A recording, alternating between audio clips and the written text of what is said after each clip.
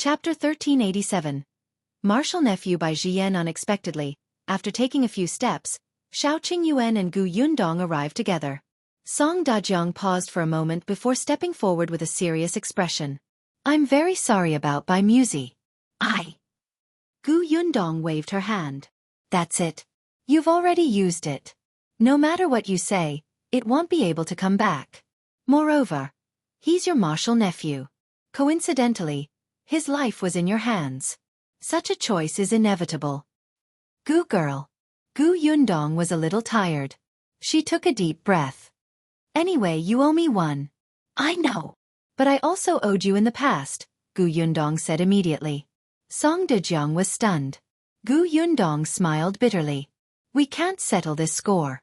Anyway, I'll continue to look for Bai Musi. The next time I find it, I want hand it over to you first. Also, you have to save my mother. All right. Song Dajiang did not know what to say. After a long time he said one word. I'm hungry. Let's eat first. Song Dajiang hurriedly got someone to serve the food. The three people eating in the reception pavilion were very quiet. No one spoke again. This kind of thing seemed to be unnecessary. Until a servant came to report, Old Master, young Master Bai is awake. Song Dajiang was stunned. He threw down his chopsticks and hurriedly ran away. Gu Yundong pinched herself gently. Young Master Bai? What's wrong? Shao Qingyuan wiped her hands. When Song Dajiang threw down his chopsticks just now, the porridge had splashed on the back of Yundong's hand. Gu Yundong suddenly said, Bai? Could young Master Bai be Bai Yang? Yes, Bai Yang's grandfather is Song Dajiang's master. It can't be. Gu Yundong could not be bothered to eat and hurried over to take a look. If it was really that little guy. However, when she saw the person lying on the bed, Gu Yundong finally came to her senses. It was not Bai Yang. Yes, Song Dajiang knew that she knew Bai Yang. If it was him, Song Dajiang would have told her. But this person looked familiar to Gu Yundong.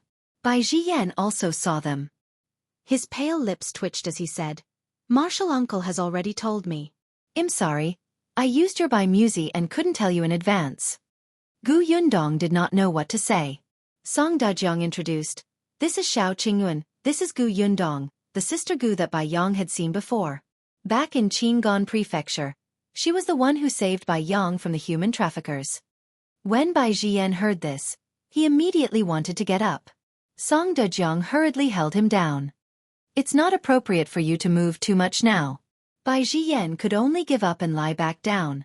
However, he still said gratefully to Gu Yundong, Mrs. Shao is the Bai family's great benefactor. You saved Bai Yang, and the medicine I used to treat his illness is yours. I really can't thank you enough. Gu Yundong remembered. Wasn't this the brother Bai that Bai Yang was talking about?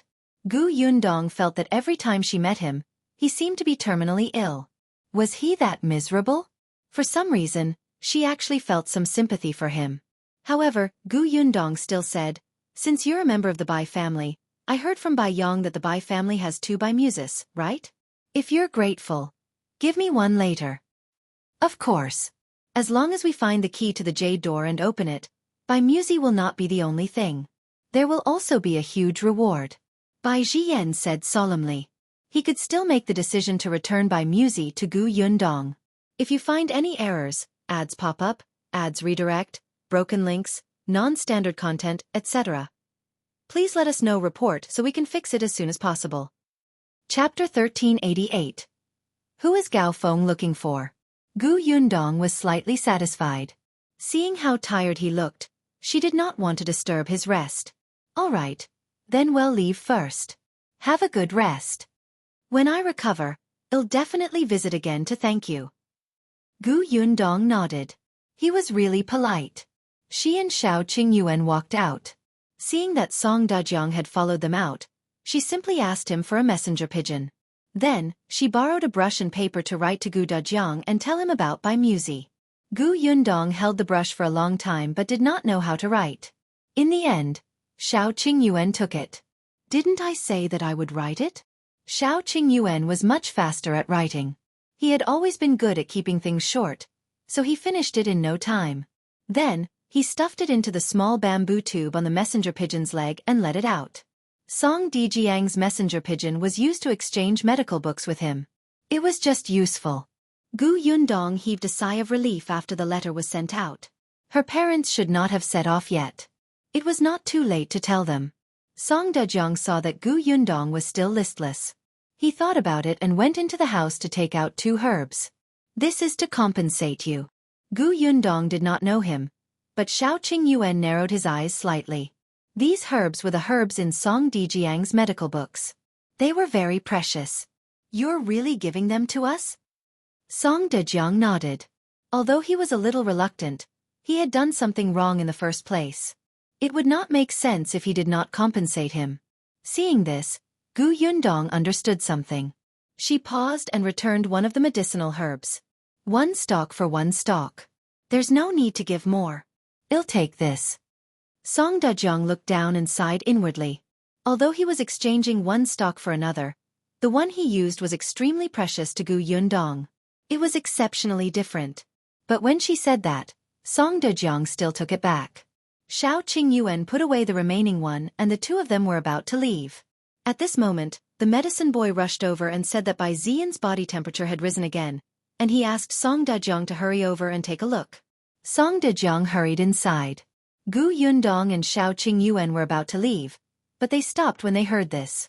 After all, the man had used Bai Musi, so they had to show some concern. Therefore, the 2 of them returned to their rooms. Song Dejiang felt Bai Zhiyan's pulse again and heaved a sigh of relief. Fortunately, this was a normal phenomenon. He turned around and saw Shao Qingyuan enter. He paused and looked at him, then at Bai Zhiyan. Suddenly he said, "Come and take his pulse." Shao Qingyuan frowned slightly, but Bai Zhiyan understood. He immediately smiled and said, "This is a rare opportunity to learn. It's not easy to encounter my illness. Let's give it a try." Gu Yundong pushed him. Only then did Shao Qingyuan step forward and place his hand on his wrist. Bai Zhiyan looked at him for a moment and said, "I heard from Uncle Master that you're very talented in medicine." Cough cough.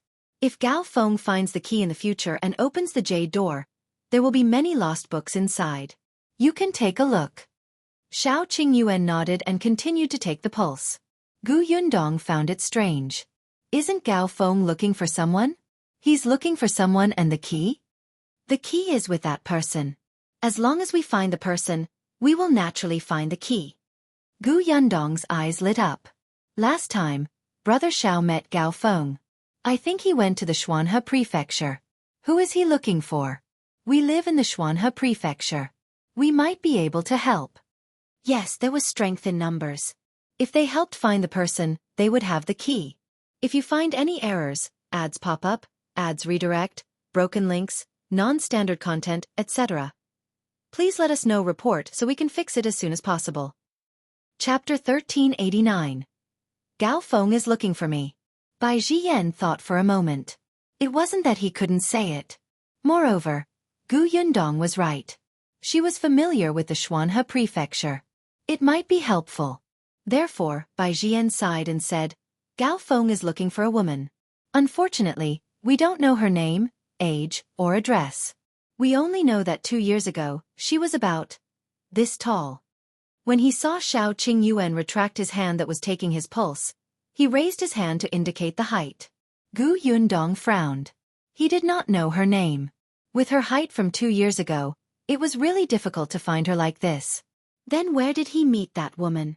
What did they say? What did they do? Gu Yundong asked again. Bai Zhiyan said, although that woman was young, her skills were very good. The biggest clue is that she had a crossbow on her. It's a very exquisite crossbow. Gu Yundong was stunned. A strange look flashed across her face.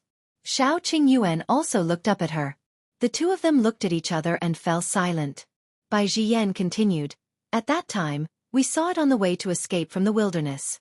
It was on the road between Yongning Prefecture and Qingyuan Prefecture.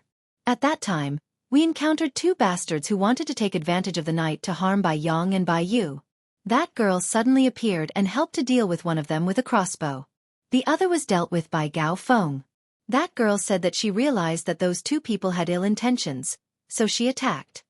Gu Yundong widened her eyes in disbelief and looked at Bai Zhiyan in shock. She suspected that she had heard wrongly. On the other hand, Song Dajiang, who was at the side, asked in surprise. The girl Gao Feng is looking for met him on the way to escape? I remember that the Gu girl also escaped from the Yongning prefecture. Bai Zhiyan was stunned and suddenly looked at Gu Yundong. The latter gulped. After a while, she asked uncertainly. After that, Gao Feng even gave that girl a bag of steamed buns and pancakes? Not long after the girl left, a carriage came into the village. You guys left in the middle of the night? Bai Zhiyan's breathing suddenly stopped, and he suddenly wanted to sit up. However, he got up too quickly and felt dizzy. He fell back hard. Fortunately, Shao Qingyuan was sitting on the edge of the bed. He quickly reached out to support her. Song Dajiang said anxiously, "Don't be agitated. Hurry up and lie down. Let's talk slowly." Bai Zhiyan took a while to calm down and suppress the pain. He closed his eyes and turned his head slightly. He looked straight at Gu Yundong. You.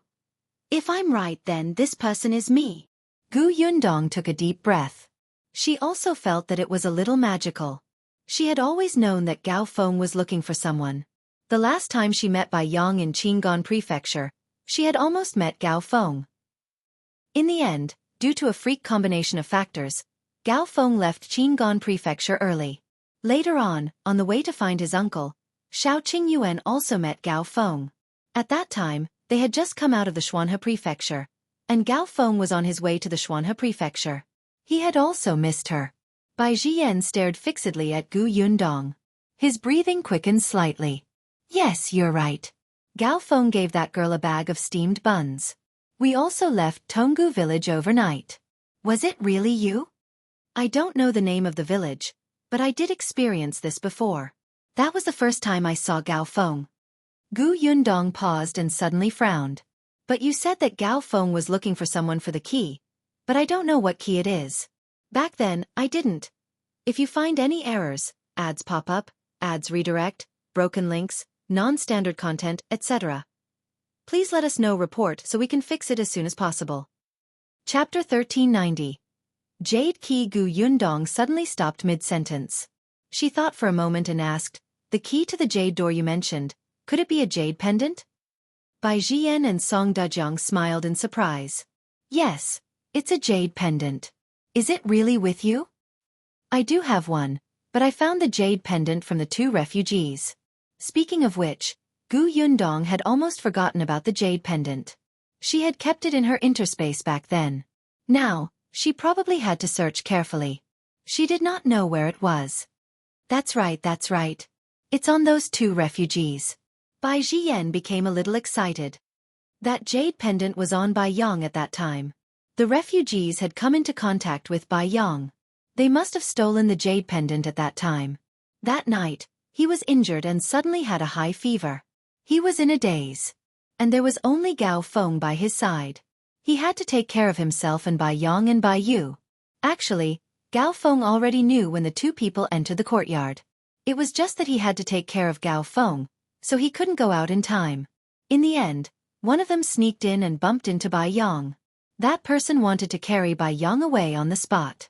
It was Gao Feng who saved Bai Yang in time, but who knew that in that instant, the jade pendant hanging around Bai Yang's neck would be cut off and taken away by him?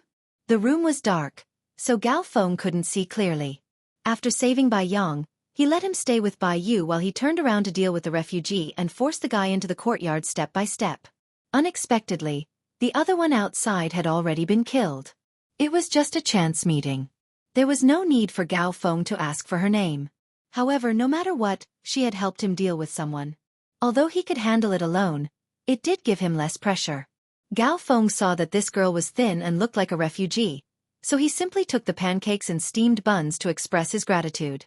As for the 2 dead people's belongings that the girl had looted behind them, he did not care. Unexpectedly, the jade pendant entered this girl's pocket just like that. Gao Feng only realized that Bai Yang's jade pendant was missing a day after the carriage drove. However, when he looked back at that time, how could he find her in the vast sea of people? Especially when he didn't even know her name and age or who was around her. It was as difficult as ascending to the heavens. However, this person was right in front of him. Bai Zhiyan slowly closed his eyes. He didn't even know what to say. Fate in this world was so wonderful. He looked at Gu Yundong. Then, where is the jade pendant? It's...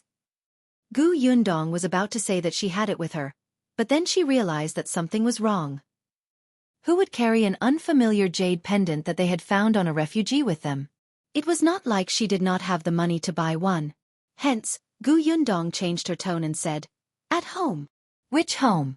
"At the Hatai Alley in the capital, but I have to find it. I remember that when I packed my things, I put everything in a box. I don't know if I remember wrongly." Bai Zhiyan hurriedly became excited. "Then quickly look for it." Gu Yundong immediately nodded. "All right, I'll go back now." In fact, how could she not be excited? If that jade pendant was really the key, she would be able to obtain by Musi very soon. This sudden surprise made her a little impatient. Shao Qingyuan also stood up and said to the two of them, "Then we'll go back first. If you find any errors, ads pop up, ads redirect, broken links, non-standard content, etc., please let us know report so we can fix it as soon as possible." Chapter 1391. Where is your home? Seeing the two of them walk further and further away, Song Dajiang heaved a sigh of relief. It's rare that the jade pendant is still there. Yes. Bai Zhiyan also felt relieved. He had talked to Gao Feng before. Even if they found him, the jade pendant might not still be in her hands. After all, she was fleeing at that time. She might not have any silver on her along the way. Otherwise, why would she search for dead people's things? When she really could not survive, she might have pawned the jade pendant or sold it. At that time, it would be extremely difficult to find it again. However, Gao Feng had also said that the girl seemed to be quite capable at that time. She had such an exquisite crossbow on her, so she might not be desperate enough to become a jade pendant. Fortunately, the jade pendant was still there. Gu Yundong and Shao Qingyuan did not even bring Tong Shui Tao with them. They drove the carriage back to Hatai Alley. Mrs. Yu, who was at the door, was about to greet them when she saw them return. Unexpectedly, Gu Yundong jumped down from the carriage and rushed into the courtyard.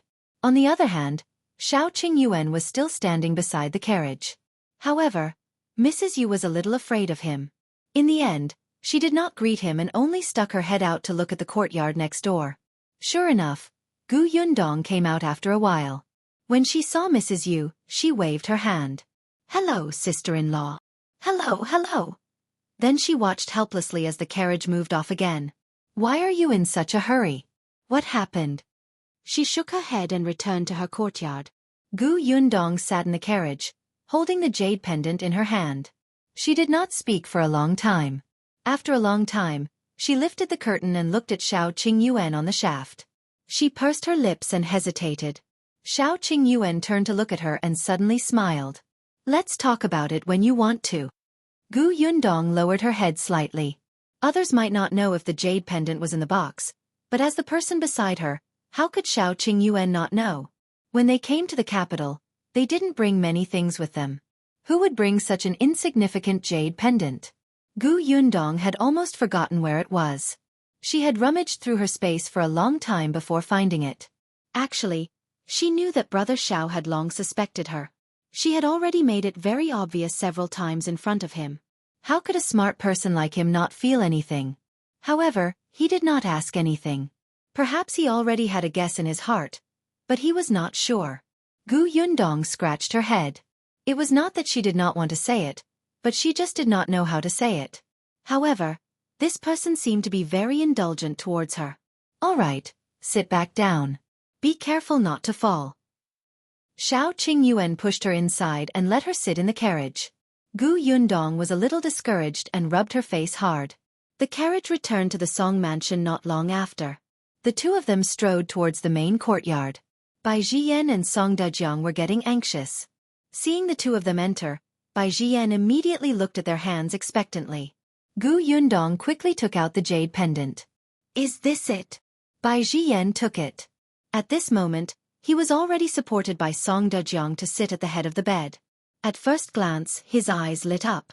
"Yes, this is it. This is the jade key to the jade door." "Really?" Gu Yundong finally felt relieved. She asked anxiously, Then let's quickly take the jade pendant and open the jade door to find Bai Musi. Where is your house? When are we going?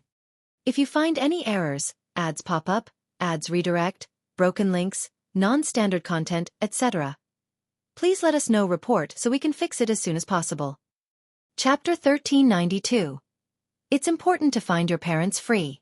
As soon as Gu Yundong finished speaking, Bai Zhiyan and Song Dajiang were stunned. They looked at each other. The atmosphere instantly became a little strange, and neither Bai Zhiyan nor the other spoke. Shao Qingyuan narrowed his eyes and suddenly reached out to take the jade pendant from Bai Zhiyan's hand. Bai Zhiyan only felt that the jade pendant was gone. Shao Qingyuan looked at Song Dajiang. Why? Are you going back on your word? Of course not. Song Dajiang hurriedly shook his head and explained, the Bai family is in the Lingzhou prefecture, but the Bai family has always been isolated from the world. Outsiders don't know where they are. If you want to enter the Bai family, you need someone from the main family to lead the way. Otherwise, you will get lost. Gu Yundong frowned, and Bai Zhiyan sighed. There are too few people who can enter the Bai family. I can enter, and so can Uncle Master Song. But I can't travel now, and Uncle Master can't leave the capital. I'm afraid I won't be able to go to Lingzhou prefecture for a while. Spiritual State Prefecture? Gu Yundong frowned. What about Gao Feng? Gao Feng is in Xuanhe Prefecture now. I don't know his exact location, so I can only send a letter to Xuanhe Prefecture's Huimin Medical Center first. After Gao Feng reads the letter, he will rush back. Bai Zhiyan knew that she was anxious, but he still said, why don't you wait a little longer? At most a month. When I recover, I will personally bring you to the Bai family. Although the Bai family had never allowed outsiders to enter, Shao Qingyuan and his wife had done the Bai family a great favor. Be it saving Bai Yang or using their Bai Musi, the Bai family would remember this favor and compensate them. Bai Zhiyan looked at Shao Qingyuan. This man was very talented. If he could receive guidance from his grandfather, it would be the best repayment. Gu Yundong was silent for a moment before finally nodding. Okay. She glanced at the jade pendant in Shao Qingyuan's hand. But this jade pendant is temporarily in our custody. Although Bai Zhiyan felt that it was inappropriate, he also knew that Gu Yundong no longer trusted them because of Bai Musi.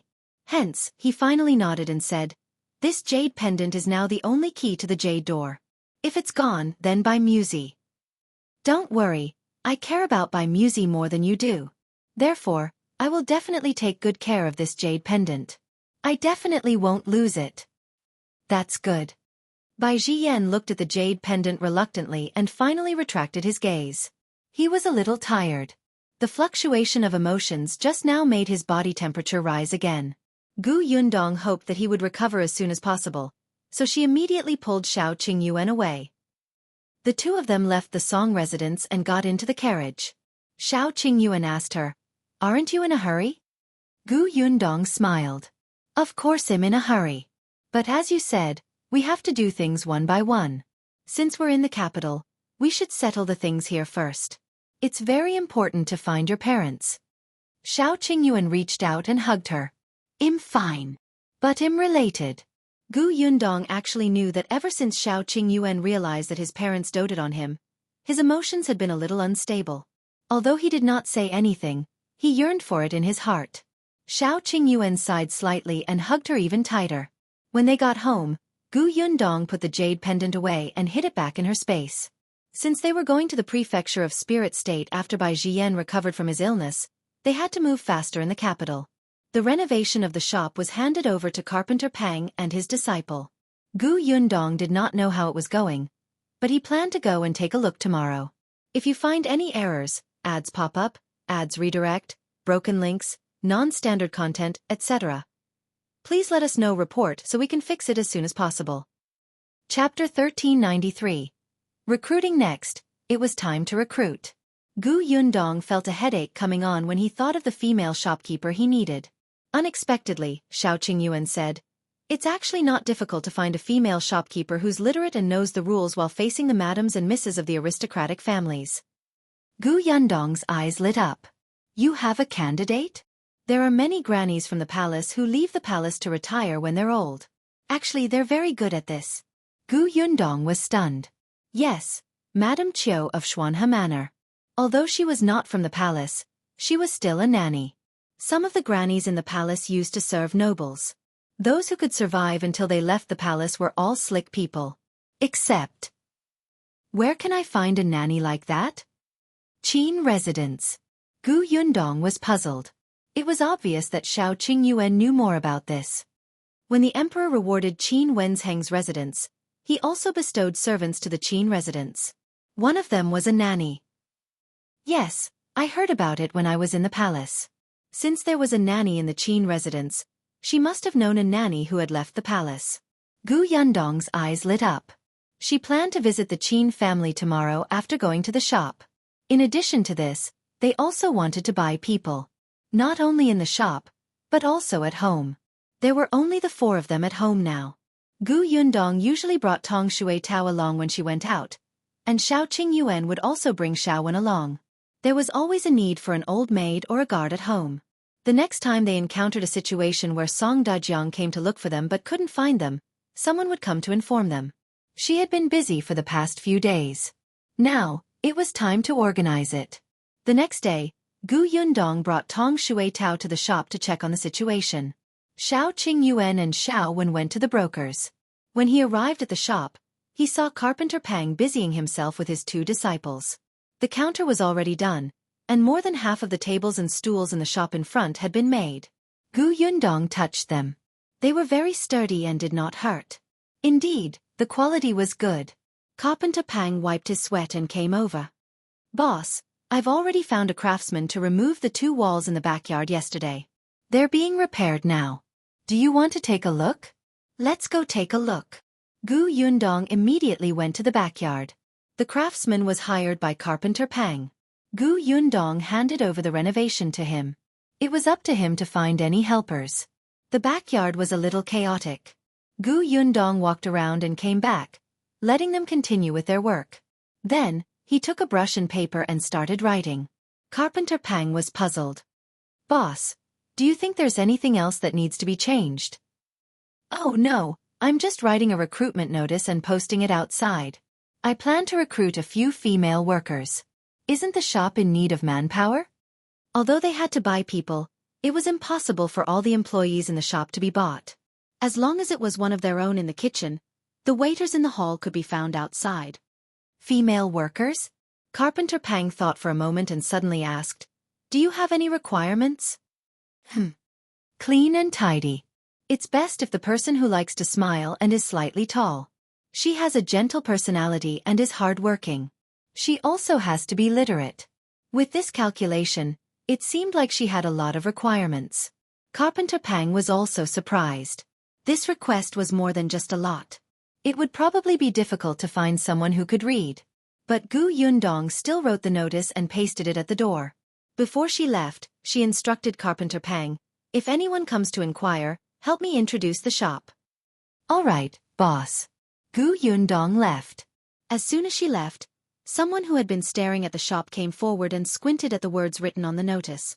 If you find any errors, ads pop up, ads redirect, broken links, non-standard content, etc., please let us know report so we can fix it as soon as possible. Chapter 1394. The shop recruits different workers. After reading the notice carefully from top to bottom, the person knew what to do and turned to leave.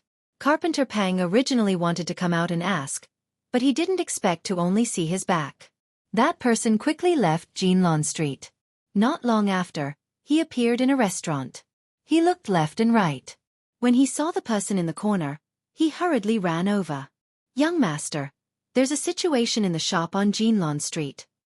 Tang Qijing was eating. When he heard this, he quickly swallowed the fish in his mouth and took a sip of water. He asked, What's the situation? Then the shop is going to recruit. Tang Qijing frowned when he heard that. He was a little disinterested. So be it. What's so strange about that? Since Shao Qingyuan's shop is about to open, isn't it normal to find a couple of assistants? I want you to keep an eye on Shao Qingyuan. You don't have to report these unimportant matters to me. No, young master, that shop hires different workers. Different in what way? Shao Qingyuan's shop hires female shop assistants. The servant couldn't help but raise his voice. What? What? However, two puzzled voices followed. Not only Tang Qijing, but there was also a familiar voice behind. Tang Qijing was stunned and looked up. When he saw who it was, he hurriedly stood up and almost knocked over the chair behind him. However, he couldn't care less. A smile instantly appeared on his face as he said obsequiously, "Your Highness, why are you here?" Xilan glanced at him. "If you can be here, can't I be here too?" Tang Qijing shook his head again and again. "Of course you can.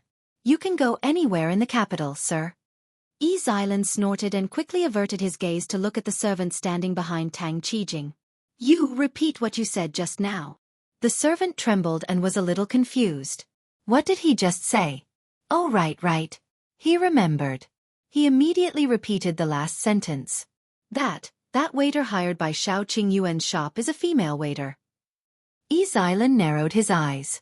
Shao Qingyuan? Shao Qingyuan came to the capital? Tang Qijing replied softly. Yes, I think so. Xilan's dissatisfied gaze instantly landed on him. When did this happen? Why didn't you tell me? However, the imperial physicians outside had been coming back one after another recently. He just didn't pay attention to them. A few days ago, a troupe came to his house, and the scenes they played were quite novel, so he had been staying at home for the past few days to have fun. He didn't expect to miss news of Shao Qingyuan. Tang Qijing groaned inwardly. Your Highness, it's not that I don't want to tell you, but I'm not sure if this person is the same Shao Qingyuan from back then. That's why I got someone to keep an eye on his shop and confirm his identity first before reporting to your Highness. To be honest, he really did not intend to report it to the royal prince. Xilan snorted coldly. So it's confirmed now? And not yet. What does this Shao Qingyuan you saw look like? Tang Qijing paused and described Shao Qingyuan's appearance that day. He's tall and big, but his face is a little cold. He doesn't look easy to get along with. Xilan's eyes turned cold. It's him. He didn't expect to see him again so soon. If you find any errors, ads pop up, ads redirect, broken links, non-standard content, etc. Please let us know report so we can fix it as soon as possible. Chapter 1395. Grudge with Shao Qingyuan. Xilan looked down on Shao Qingyuan. He was just a brat from the countryside. This guy had not even grown his hair, yet he dared to boast shamelessly that he had a way to prevent smallpox. What a joke. Even the capital of the imperial hospital couldn't cure this incurable disease that had lasted for thousands of years. Even the old divine doctor of the Bai family didn't say that he could do it. He, who couldn't even take her pulse, actually said that he could solve it? However, the emperor's cousin agreed and even let the second prince test it out himself. This was simply ridiculous. Too ridiculous. The royal bloodline had a noble status. How could they let a brat who came from nowhere do whatever he wanted? Xilan disliked Shao Qingyuan because of this. When he heard that Shao Qingyuan was looking for Bai Musi, he immediately got someone to spread the news that he had it. He did not expect Shao Qingyuan to agree to be his slave without thinking. This was the first time Xilan had spoken to him face to face. How should he put it? Shao Qingyuan was different from the obsequious bumpkin he had imagined. He was also different from some servants who flattered him. Shao Qingyuan was not afraid of him. With his aura, people would believe that he was a descendant of a noble family. For a moment, Xilan felt as if he was being unreasonable. He instantly lost the desire to tease him. He casually said that he was joking and asked someone to send him away. Unexpectedly, Shao Qingyuan suddenly went crazy and wanted to beat him up. F***ck, this bastard. He was a royal prince. How could he be beaten up by a bumpkin? Wasn't he just using Bai Musi to deceive him? As a royal prince, he was giving the guy face by putting in so much effort to fool him. Did he really think he was a nobody? There were many guards in the mansion, so Xilan was not hurt at all. Xilan was smug. He had wanted to ridicule Shao Qingyuan, who had been caught, but he did not expect to meet his fierce gaze. Xilan felt guilty for a moment when he met his gaze. But he was a royal prince. If he didn't break the guy's legs when the guy wanted to hit him, where would he put his face? However, just as he was about to attack, Shao Qingyuan took out the fish talisman. Xilan held her breath. He could deal with Shao Qingyuan, who had no status, but he couldn't touch Shao Qingyuan, who had the fish talisman. Zhiyan could only let him go. However, the emperor's cousin found out about this and summoned him to the palace to scold him.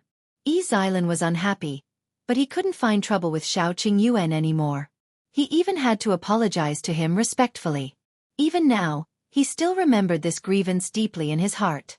Now that he had finally heard news of Shao Qingyuan, he had to vent his anger. Besides, what did he just hear? Zhiyan looked at the servant again. You said that Shao Qingyuan opened a shop? And the shop even recruits female workers? Yes, your highness. Zhiyan raised his hand to touch his chin and narrowed his eyes. After a while he said to Tang Qijing, let's go. Bring me to see where that shop is. Tang Qijing's heart was filled with sorrow. He really did not want to get involved in these things. He couldn't afford to offend the royal prince. The Shao Qingyuan he saw last time didn't seem to be someone to be trifled with either. Otherwise, why would even the royal prince suffer? However, in front of the royal prince, Tang Qijing had no room to refuse. He could only smile and nod. He threw the money to pay the bill and walked out of the restaurant with Zhiyan. If you find any errors, ads pop up, ads redirect, broken links, non-standard content, etc., please let us know report so we can fix it as soon as possible. Chapter 1396. Candidate Tang Qijing quickly brought Zhiyan to Jinlan Street. This place was not far from Jinlan Street, and they arrived not long after. Standing opposite number 86, Tang Qijing pointed at the shop that was being renovated. That's the one. It's quite big. Zhiyan nodded. It's indeed quite big. Is Shao Qingyuan going to open a medical center? As he spoke, he snorted coldly.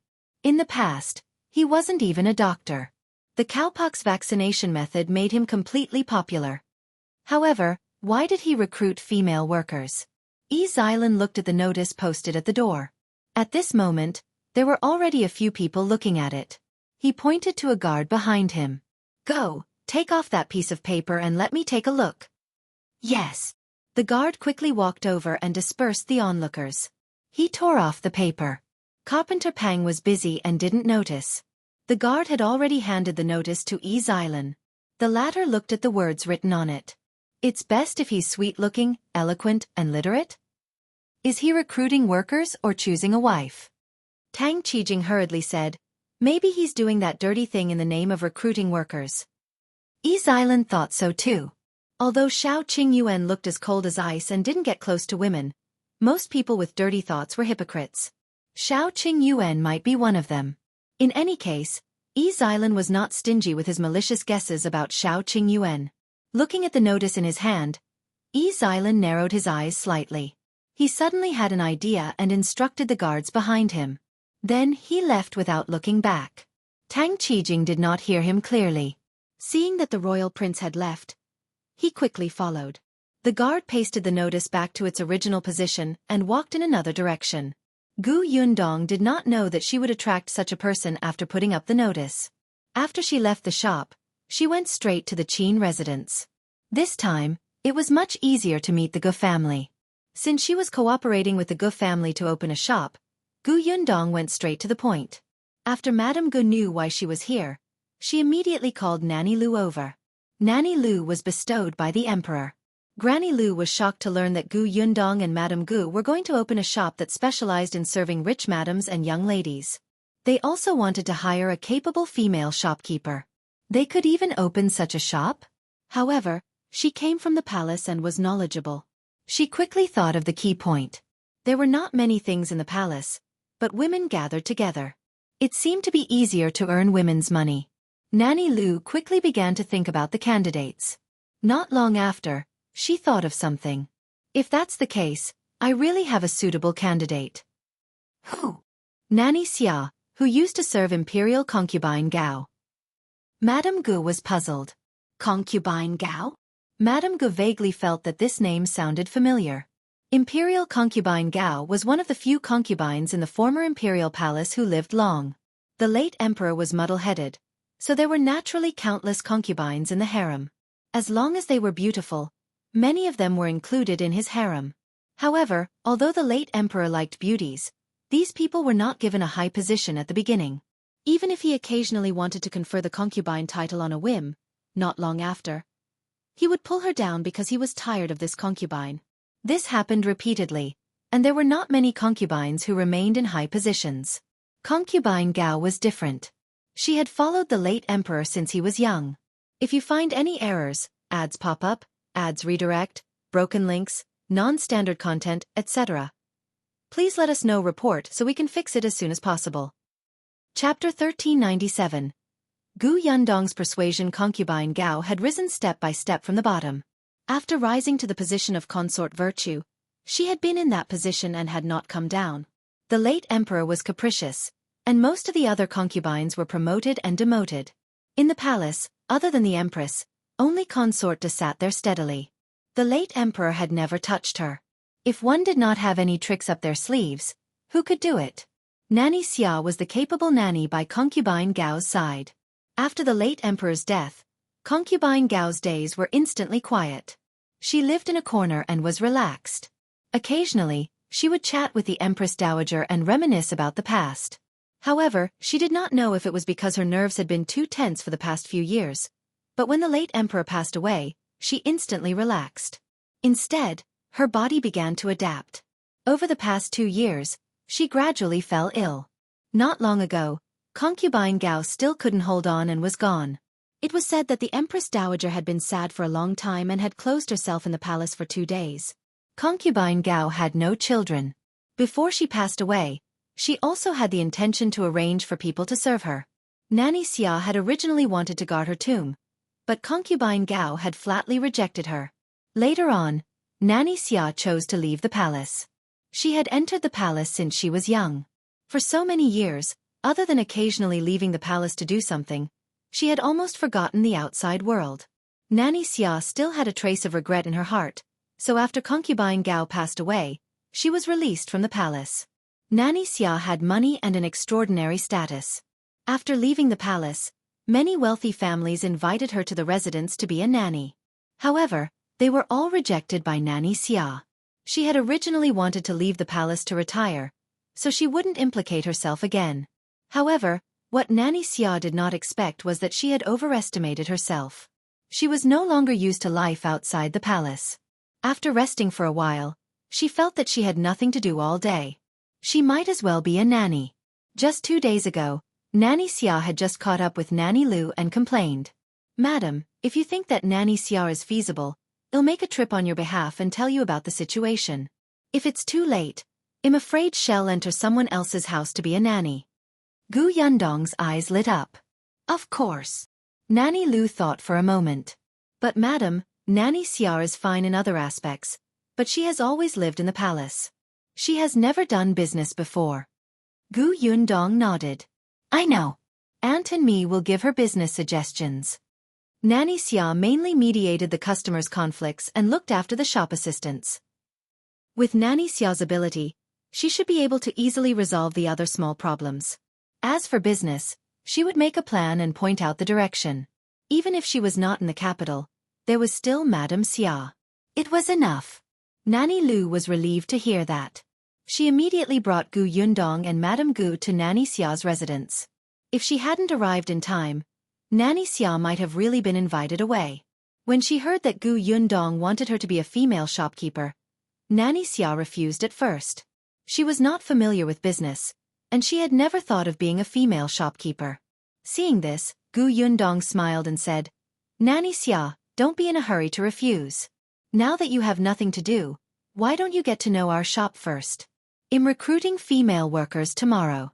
If Nanny Xia is free, why don't you go and watch the show?" Nanny Xia was stunned.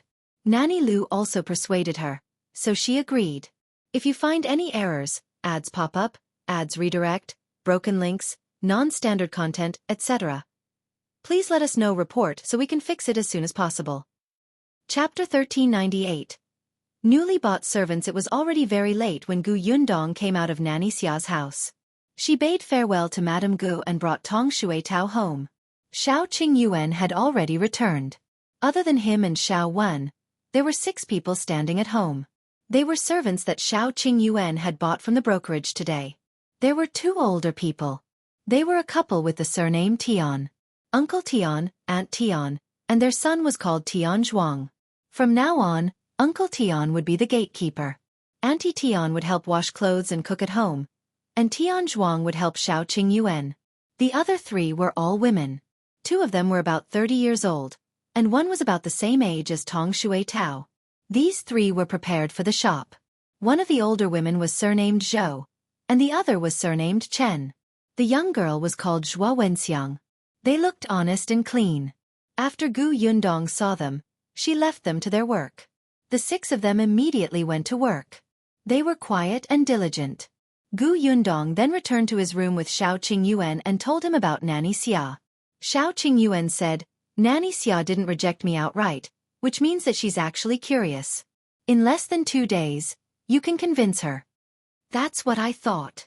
Gu Yundong was actually not too worried about Nanny Xia. Instead, she was worried that it would be difficult to recruit people. Let's not talk about anything else. It doesn't seem easy to be literate. Shao Qingyuan poured her a cup of hot tea. Not necessarily. The capital is under the emperor. Compared to the Xuanhe prefecture, there are more literate women. That made sense, but Gu Yundong was still worried that no one would come to apply for the job tomorrow. However, the next day, she still woke up early to freshen up. She picked up Nanny Xia in high spirits and went to the shop on Jinlan Street. The few of them had just arrived outside the shop when they saw a lot of people surrounding the door. Gu Yundong was shocked and hurried forward.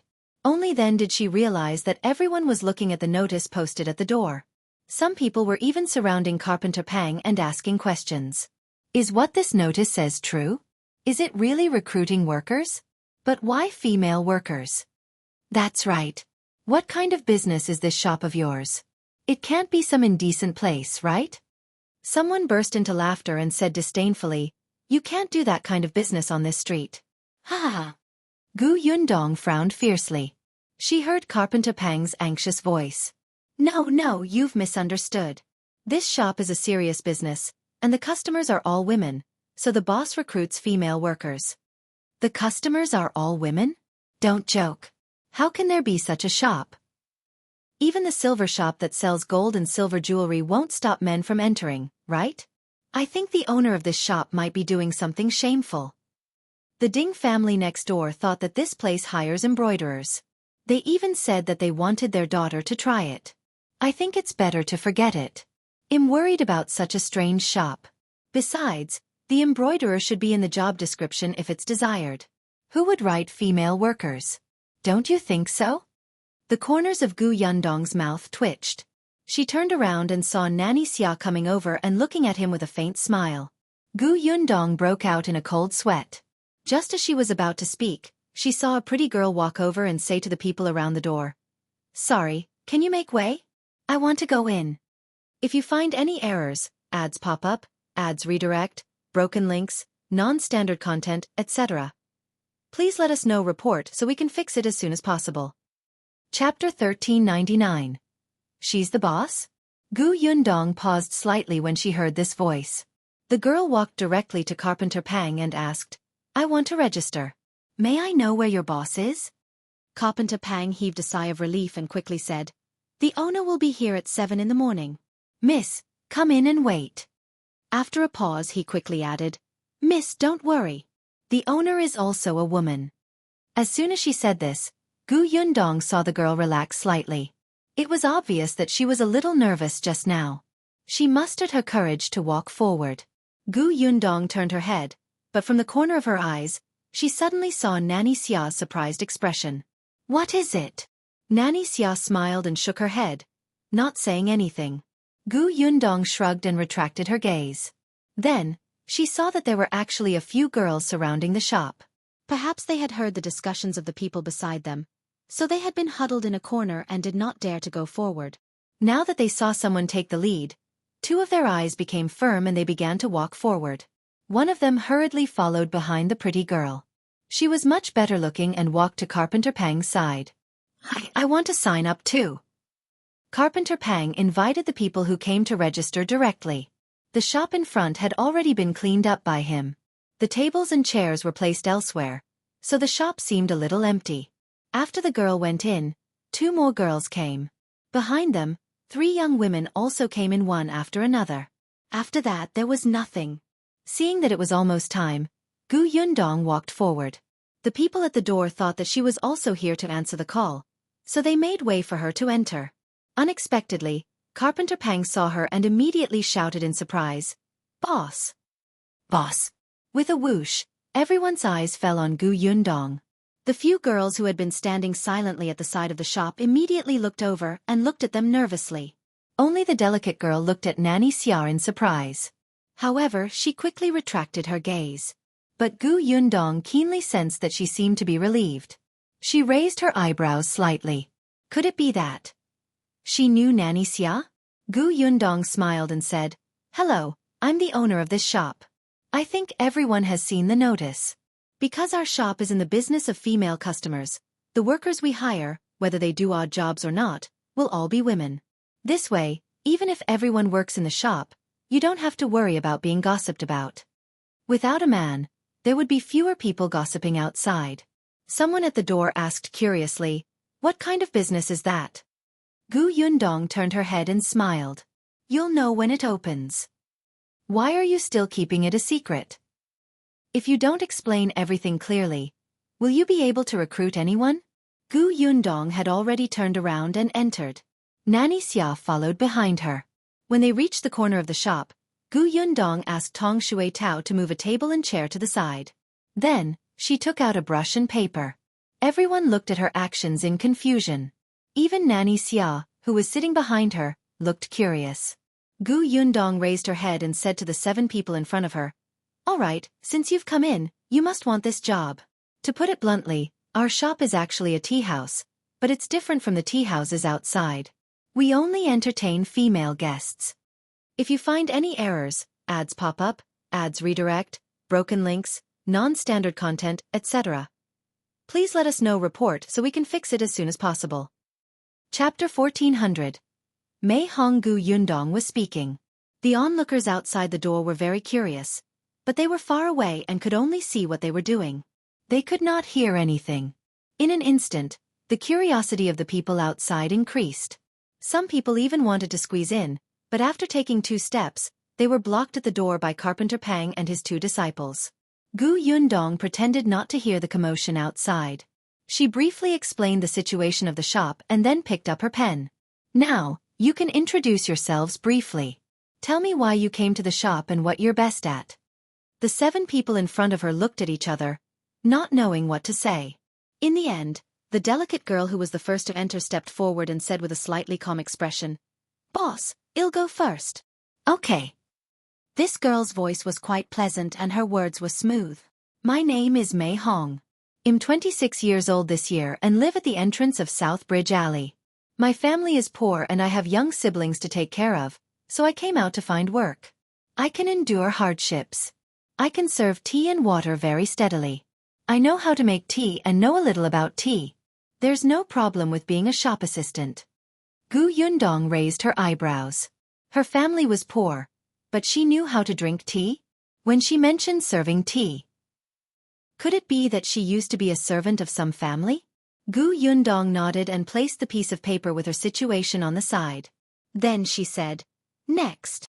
With the first one taking the lead, it was much easier for the second one to come up. "My name is Wei Xiaoxiang. I'm 15 years old this year and live on Dofeng Street. I'm also poor and really need this job. Boss, please accept me. I'll be very obedient and diligent. I can take any hardship." Gu Yundong quickly raised her hand to interrupt her. "What are you good at?" Compared to Mei Hong, this girl seemed a little flustered. Wei Xiaoxiang was stunned. She lowered her voice and said softly, I know how to wash clothes and cook. I also know how to serve tea and water. I also know how to embroider and wipe the table. Yes, I wipe the table especially clean." Gu Yundong nodded. "I understand. Stand over there first. Next." When Wei Xiaoxiang heard her say this, she immediately felt a little dejected. She thought about what she had just said and then Mei Hong's words. She suddenly felt that there was no hope for her and regretted her performance just now. The next person to come out was the pretty girl. This girl was the second to enter the shop with Mei Hong. As soon as she stepped forward, a smile appeared on her face, instantly making people feel that this girl was very likable. With that smile, everybody felt the surrounding atmosphere lighten, and she was in a good mood. The girl took a deep breath and said, My name is Zhang Yingyue. I'm 14 years old this year and my family is in Jiufeng Alley. My father has passed away, and my mother and I are the only ones in the family who rely on each other. All along, my mother has only taken on washing clothes outside. The weather has been cold these days, and my mother has frostbite on her hands. She fell ill and needs money to buy medicine. I saw that this place is recruiting female workers, so I came over to try. Gu Yundong nodded as she listened. Zhang Yingyue continued, I know how to embroider. I also know how to take care of people. I also know how to wash clothes, cook, and tidy up the house. I've always been the one tidying up my house. Gu Yundong knew what she was doing. Okay, next. The next one was a woman, about 27 or 28 years old. Although she was also nervous, she was much calmer once she spoke. If you find any errors, ads pop up, ads redirect, broken links, non-standard content, etc., please let us know report so we can fix it as soon as possible. Chapter 1401. Interview Method. I am Mrs. G, 27 years old this year. Gu Yundong interrupted her. Just tell me your name. If they worked in a shop, she had to know their name. Otherwise, they would be called Mrs. Tang or Mrs. Zhang. Gu Yundong felt a headache when she heard that. The woman quickly nodded. My name is Tang Lihua. I'm 27 years old this year and my family is also on Dafeng Street. My husband used to work to earn some money to live, but he fell some time ago and our family lost our income. I wanted to find some work. I know how to cook and clean the house. Gu Yundong nodded. All right, I understand. Next. The people behind might have already prepared a script in their hearts. Now their speech was much smoother. Gu Yundong memorized everything and waited for everyone to register. Unexpectedly, Carpenter Pang brought 5 more girls. They must have seen it outside just now and mustered their courage to give it a try. Gu Yundong also asked them to introduce themselves. Interestingly, one of them was a girl with the surname Ding. She seemed to be the neighbor people mentioned at the door who had come to apply for an embroidery job. Gu Yundong looked at the list of 12 names in her hand. She thought for a moment and handed it to Nanny Xia behind her. Nanny, take a look. Nanny Xia took it. Your recruitment technique is quite novel. With that, she lowered her head and looked at it seriously. When Gu Yundong saw this, the corners of her mouth curled up slightly. She felt that she had succeeded halfway. She turned around again and faced the girl opposite her. Which of you can read? Her notice said that it was best to be literate, but she did not expect everyone to be so. As expected, more than half of the people shook their heads. There was only Mei Hong, Zhang Yingyue, Miss Ding, and Miss Li. Forget it. It was already very rare for a girl to know a few words in this day and age. She should be content. Gu Yundong knew what was going on. She stood up and said, Now, I want to see how you guys do your jobs. As she spoke, she said to them, Follow me. The 12 of them looked at each other. Miss Mei Hong was the first to follow. Zhang Yingyue was second. Seeing this, the others followed her to the backyard. Gu Yundong brought them to the kitchen. The kitchen was already prepared. Although it was not completely tidied up or fully equipped, it was enough for the interview. 3 out of 12 people entered the house. Gu Yundong asked them to boil water. Then, she made tea and placed it on the table outside. It was a very simple thing. For these people in front of them, they might be used to it. This time, Gu Yundong specified which 3 people would go in first. Soon, the first batch of tea was boiled and brought out. Perhaps because they were too nervous, one of them suddenly tripped halfway through serving tea and knocked the cup over on the tray. Fortunately, she was quick-witted and managed to stabilize the tray in time. However, the hot tea still splashed out and burned the back of the girl's hand. Tong Shui Tao immediately brought her to cold water. Gu Yundong gave her the ointment. The girl was about to cry. She felt that she had messed up. But Gu Yundong did not say anything and let the people behind continue. After everyone had tried it, Gu Yundong let everyone come to the shop in front again. Everyone looked at her, feeling very uneasy. Gu Yundong smiled and said, All right, today's interview is over. I already know what to do. Everyone, go back first. If you find any errors, ads pop up, ads redirect, broken links, non-standard content, etc., please let us know report so we can fix it as soon as possible. Chapter 1402. I think highly of these two. As soon as Gu Yundong finished speaking, someone immediately asked, Boss Gu, which of us passed? Those who pass, I'll post your names in the shop tomorrow. When everyone heard this, they were a little disappointed. In that case, were they still going to worry and be nervous for the entire day? Some people felt that their performance was very poor and were already in despair. Actually, this was also good. They did not have to watch the people around get hired. They could just come over tomorrow to ask. The 12 of them walked out one by one. There were still people waiting at the door. Seeing them come out, they immediately surrounded them. Gu Yundong looked up at the door. The others shook their heads and left. Only a lady and a woman were talking to everyone. Gu Yundong smiled. She took the list and crossed out their names. When the commotion outside stopped, Gu Yundong looked at Nanny Xia. Nanny, what do you think? Nanny Xia gave her a sidelong glance. It's your shop that's hiring. Why are you asking me? Gu Yundong nodded and spread out the list on the table in front of her. Then she tapped on one of the names and said, I think highly of this Mei Hong. She's steady and capable. Just as she said, she's very skilled and stable in serving tea. No matter who she's facing, she can quickly adjust her emotions. Her words are simple and straightforward. She doesn't drag her feet. She has a strong understanding and quick thinking. Nanny Xia had said not to hire her, but since Gu Yundong had spoken, she would still answer. It's indeed not bad. Gu Yundong looked at her with a smile. Nanny Xia is an old acquaintance of hers, right? Nanny Xia was stunned and looked at her in surprise.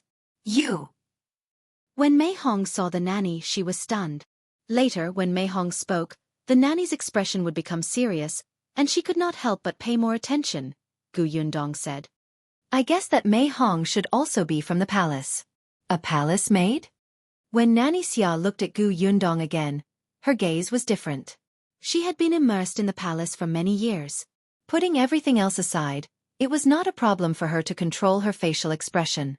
Even if she had been out of the palace for a period of time, she would not be so relaxed that anyone could tell. The young lady in front of her was really surprising. Seeing that she was sizing her up, Gu Yundong straightened her back slightly. How is it? Do you think I'm extremely smart and meticulous? Are you convinced by my charm and plan to be my female shopkeeper? Nanny Xia was speechless. This girl was actually so thick-skinned. She couldn't help but laugh. She reached out and tapped her.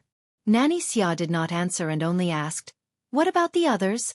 Gu Yundong smiled contentedly. Oh, you're taking the initiative to care about the female staff in the shop. You still say that you're not convinced by my charm?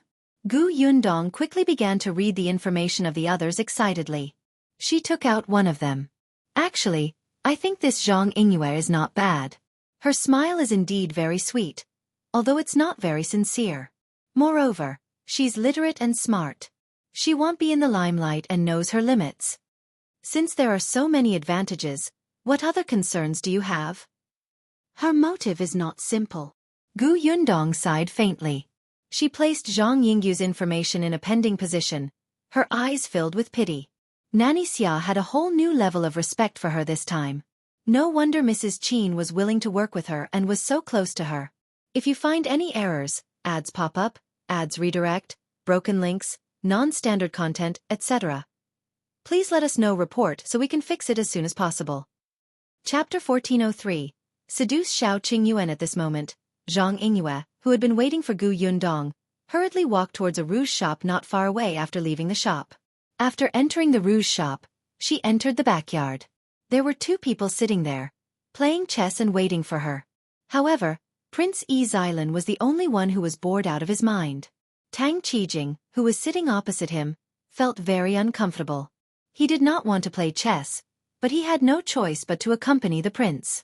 It was fine if he accompanied him, but he could not win against the prince who was playing chess randomly. He had suffered too much. When he saw Zhang Yingyue, the royal prince threw away the chess piece in his hand and immediately asked her excitedly, How is it? Zhang Yingyue bowed and said, I didn't see the owner surnamed Shao that the royal prince mentioned. The owner who came is a woman with the surname Gu. A woman? Not only Yi Xilan, but even Tang Qijing, who was behind him, was surprised. How can it be a woman? It's indeed a woman. Zhang Yingyue said, but this boss Gu has a married woman's hairstyle. I guess she should be the wife of boss Shao. Shao Qingyuan is married? Oh yes. I remember that he used to have a fiancée in the countryside. Yi Xilan sat back down.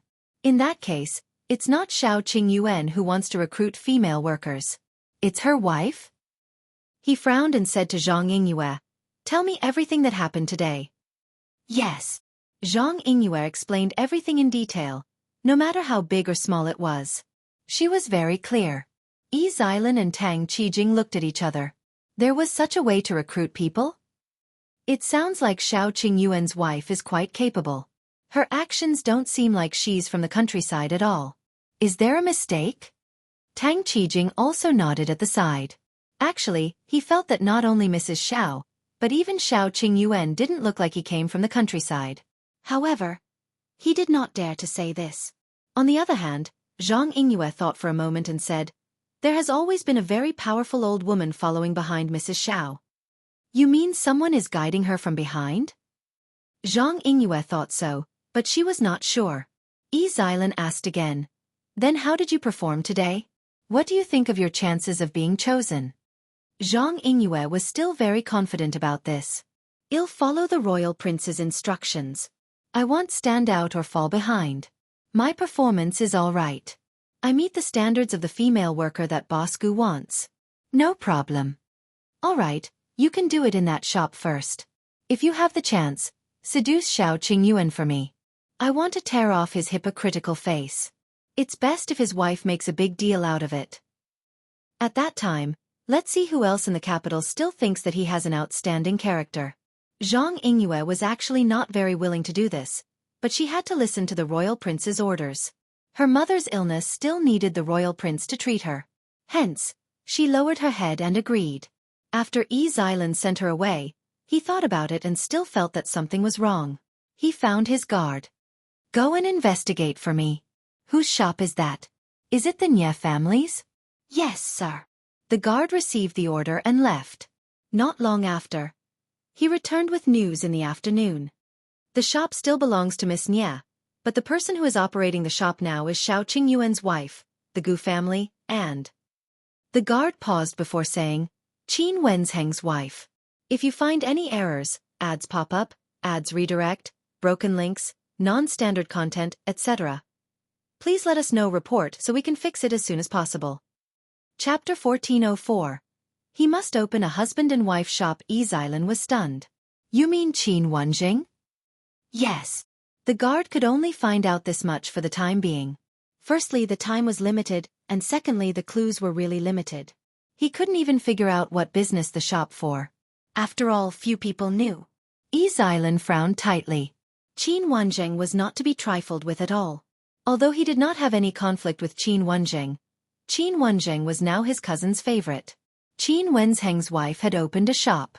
If he caused any trouble, Qin Wenzheng would be angry. Yi Xilan felt a headache coming on. No wonder Shao Qingyuan is so arrogant.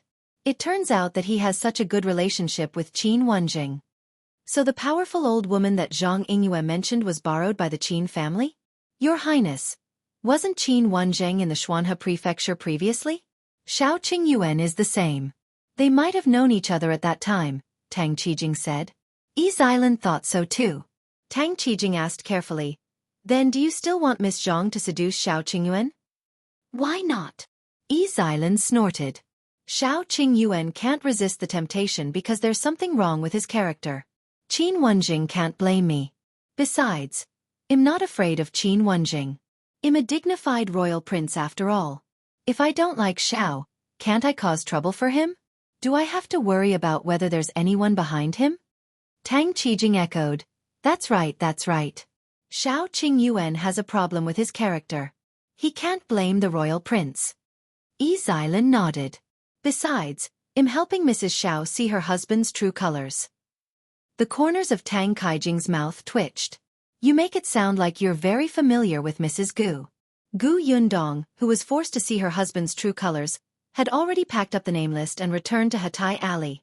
As soon as she entered, she smelled the faint smell of medicine in the courtyard. She followed the smell and indeed saw 2 bags of herbs in the storeroom. Shao Qingyuan was checking when he heard her footsteps. He turned around and asked, "You're back? Did you recruit the female shop assistants?" "More or less. I already have someone in mind." She walked over, and Shao Wan, who was also in the warehouse, immediately pulled Tianzhuang out, leaving the room for the 2 of them. Gu Yundong looked at the bags in front of her. "You went to collect herbs today?" "Yes, all the herbs we collected today are finished," Shao Qingyuan said. "There are a lot of good herbs in the capital." "Then when do you plan to open a herb shop in the capital?" "You have to strike while the iron is hot." With Shao Qingyuan's current reputation in the capital, his business would definitely not be bad if he opened a shop. There are no suitable shops on Jinlan Street for rent. Gu Yundong wanted to laugh. Every time this guy looked for a shop, it would be best if it was adjacent to her own shop. He had to set up a couple's shop. Truly interesting. But how could it be so easy in this world? She walked over and hugged his waist. Jinlan Street is used to open a milk tea shop. My future Gus wouldn't be open there. You can find a medicinal shop first. Later, my Gus will open near your medicinal shop. Shao Qingyuan thought about it and agreed. Although he felt that Jinlan Street was not bad, it would be best if Gus opened there. This way, they would be able to promote each other and business would be better. However, the shops on Jinlan Street were too difficult to buy. Nie Shuang had picked up a bargain. It was probably not easy for them to buy a shop in the short term. Shao Qingyuan thought that perhaps he should buy a couple of shops not far from Jinlan Street. Therefore the next day, Shao Qingyuan went to Nanka Street, which was adjacent to Jinlan Street. As for Gu Yundong, she carried the paper with the name list and went to the shop.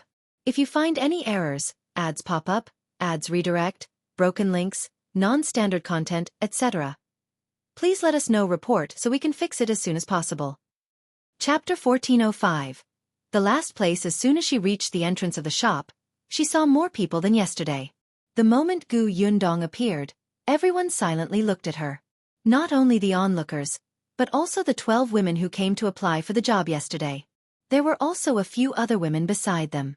Gu Yundong raised her eyebrows and walked into the shop expressionlessly, followed by Nanny Xia and Tong Shui Tao. As soon as she entered, the 12 people behind her followed. They looked a little nervous, and their hands were tightly clenched. Even Mei Hong, who had always been calm, was no exception. Gu Yundong had wanted to post the name list, but seeing that everyone was here, it was unnecessary to post it again. Since that was the case, she would announce it directly. Her gaze swept across the faces of the 12 people and finally landed on Mei Hong. Mei Hong was stunned. Her heart skipped a beat. She stared intently at Gu Yundong's mouth and heard her say her name. "Mei Hong, you've been accepted." Mei Hong's eyes lit up. Although she was a little confused about the word accept, she still understood. She had been chosen. Mei Hong immediately took a step forward and said excitedly, "Thank you, boss. I'll do my best." Gu Yundong asked her to stand on the left first before looking at the next name. Tang Lihua. Tang Lihua was the 27-year-old woman. When she heard her name, she was stunned for a moment before she raised her head and looked at her nervously. Gu Yundong smiled. "To the left." "To the left?" That was beside Mei Hong. Tang Lihua's eyes lit up. Thank you, boss. I will do a good job too." She was actually chosen. She couldn't believe it. She clearly didn't perform very well previously. At that time, she had thought for a long time but could not think of what she was good at. When she returned, she had already given up. She was just unwilling to give up today, so she came over early to wait. Actually, she was already thinking about what other work she could do. He did not expect her to be chosen. Tang Lihua lightly walked to Mei Hong's side. When the remaining people saw this, they couldn't help but feel more confident. If even Tang Lihua could be chosen, they definitely wouldn't have a problem. After all, in their impressions, they were better than Tang Lihua. Gu Yundong looked at the next person's name. Wei Xiaoxiang, to the left. Wei Xiaoxiang was stunned. Her face was filled with surprise. She had actually been chosen? She looked at Tang Lihua, who was already standing on the left. She and Tang Lihua lived on Dafeng Street, so they knew each other. When they returned home yesterday afternoon, the two of them had already given up hope. Unexpectedly, there was a silver lining. Gu Yundong lowered her head and read the next name. Ding Rujun, to the left. She was the daughter of the family that had thought that it was an embroidery job. Her performance yesterday was not bad.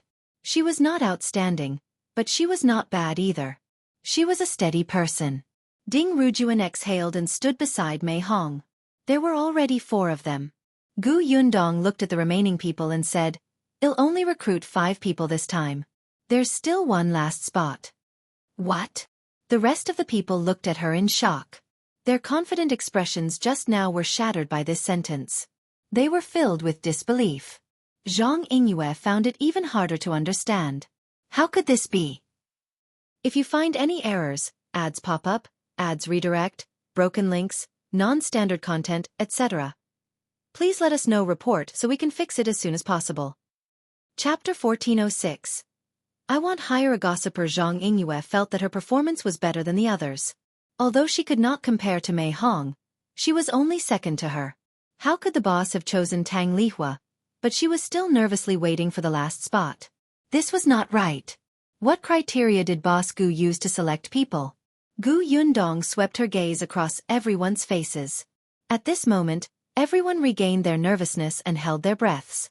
After a moment, Gu Yundong finally fixed his gaze on her. Zhang Yingyue on the left. Zhang Yingyue was stunned. Just now, she was still a little indignant and incomprehensible, but now that she suddenly heard her name, she could not react for a moment. It was only when Wei Xiaoxiang called out to her that she shuddered and quickly walked to the left. The remaining 7 people were all eliminated. Everyone looked at each other, feeling that it was a little unreal. Until Gu Yundong stood up and said, "All right, the 5 people that our shop wants to recruit this time are here. The others have also performed well, but we need limited manpower. I can only apologize." As soon as he finished speaking, someone suddenly reacted and shouted, "Wait, I'm not convinced." Gu Yundong looked up at the woman who spoke. The woman panicked for a moment, but she was quickly overwhelmed by anger. She shouted, "Why? Why can't we be chosen? Why can they be chosen? That Tang Lihua doesn't know anything and doesn't even dare to speak loudly. How can she be a female shop assistant like this? Does she dare to talk to customers? That's right, there's also that Wei Xiaoxiang. When she came out with the tea tray earlier, she couldn't even walk steadily and knocked over the teacup. How can someone like her be chosen? Who here doesn't do better than her? Could it be that the boss pities her because she was hurt?" Another girl echoed. Tang Lihua and Wei Xiaoxiang, who were mentioned, were a little angry. They wanted to refute, but they couldn't say anything. Actually, they were also very puzzled. With their performance, why did the boss choose them? Gu Yundong looked at the 2 people who were talking and smiled. "Do you want to know why they were chosen but you weren't?" The 2 of them heard Gu Yundong's cold voice and felt a little flustered. However, they still nodded. "Yes. Otherwise we won't be convinced." "All right, then I'll tell you." Gu Yundong smiled. "To be honest, I only decided not to choose others after thinking about it repeatedly. But you were eliminated by me the moment you stepped out of the shop." The 2 of them were stunned and asked her in disbelief, "Why?" "Because you guys talk too much. When you left the shop yesterday, everyone else left with their heads lowered. Only you guys, facing the questions of the onlookers outside, told them almost everything that happened in the shop. I want to recruit workers, not gossipers." The 2 of them blushed. Gossipers? How could they be gossipy? They were extroverts. As employees, weren't they very enthusiastic about everyone? Moreover, the people outside had always wondered what improper business this shop was doing, so they were helping the shop clarify. They still had credit. In short, the 2 of them would never admit that they could not hide anything. If you find any errors, ads pop up, ads redirect, broken links, non-standard content, etc., please let us know report so we can fix it as soon as possible. Chapter 1407. What's the problem? The 2 of them wanted to retort, but Gu Yundong smiled and asked, "Do you think I'm wrong?" As she spoke, Tong Shui Tao took a few steps forward and grabbed a thick table leg in her hand. Then she easily raised it above her head. The two of them opened their mouths, and a trace of fear flashed across their faces. The thought of not letting others have an easy time was instantly slapped away. Causing trouble? That was impossible. Didn't they see that this young lady was not to be trifled with at such a young age? Satisfied, Yundong looked at the rest. They looked at each other and did not dare to speak. After a while someone said, "Boss Gu then. Well, leave first?" "Yes." Yundong nodded. The others pushed and left quickly. The remaining ones were the 5 people chosen by Yundong. Yundong looked at them and asked, "Is there a problem?" Mei Hong had no problem with Yundong's choice. In fact, she had seen everyone's performance yesterday and more or less guessed the reason why they were chosen. Neither did Qingyuan. The remaining 3 people looked at each other and thought for a moment before asking, We want to know why we were chosen." "It's very simple, because you work nimbly and cleanly. I want to recruit people who work. If you can do the work well, it's better than anything. It doesn't matter if you're timid. It doesn't matter if you don't dare to speak loudly. I'll arrange your work according to the situation." It wasn't just the front desk. Logistics also needed manpower. Tang Lihua was timid, but when she was boiling water yesterday, she carefully wiped the cup clean. After the cup was used up, she rinsed it twice and heated it with hot water before returning it to its original position. She was the only one who could do this. Yundong had even asked her why she had used hot water to boil it. Tang Lihua said that her man was sick and could not get out of bed. He had to drink medicine every day. A doctor had suggested that she use hot water to boil the teacups, bowls, and chopsticks that her man had used. Hence, she naturally did so yesterday. Yundong did not say anything after hearing that, but he had already decided on her in his heart. As for Wei Xiaoxiang, she almost tripped while holding the tray, but she tried her best to stabilize the tray. As a result, the teacup overturned, but the tea in the cup only splashed onto the back of her hand. The person standing beside her was not affected at all. As for Ding Rujun, perhaps because she was good at embroidery, she was used to sitting for a few hours and was very patient. There was also Zhang Yingyue. Initially, Yundong did not want to recruit her. What was the point of recruiting her if not to cause trouble for himself? However, Nanny Xia felt that it was not impossible to recruit this person. Zhang Yingyue was smart. The shop needed such a person. As for whether she would cause trouble, Nanny Xia expressed that she could guide her back to the right path and see what she wanted to do. After all, even if Zhang Yingyue was eliminated this time, who knew if she would find another opportunity to do something? Since Yundong had chosen Nanny Xia to be the female shopkeeper, she naturally trusted her. That was why these 5 people were chosen in the end. Actually, there were still a few people. Their shop still had the backyard and the second floor. Other than the waiters, they also needed help from the kitchen. Fortunately, Madame Gu would find 2 people to help. Yundong looked at them again. "Are there any other questions? If you find any errors, ads pop up, ads redirect, broken links, non-standard content, etc. please let us know report so we can fix it as soon as possible." Chapter 1408. Salary. The 5 of them looked at each other. Mei Hong took a deep breath and took a step forward. "I want to know. How much is our salary?" Yundong glanced at her and Mei Hong became a little nervous. However, she had no choice. She still had her younger siblings to support at home. She cared a lot about money. Yundong smiled and said, "For the salary, it will be set at 5 taels a month. If your job is done well, it will increase in the future. In addition, there will be gifts distributed during the festivals. Every season, the shop will prepare 2 sets of clothes for you to change into." Just as Yundong finished speaking, joy flashed across the faces of the 5 people in front of her. A monthly salary of 5 taels of silver? That was much more than some shop assistants. Moreover, the boss said that if they did well in the future, the salary would increase. There were even gifts and clothes. This treatment was not inferior to that of those large restaurants. In fact, they had long wanted to ask about the salary, but they did not dare to. It was not easy for women to find work. It was not easy for them to find a stable job.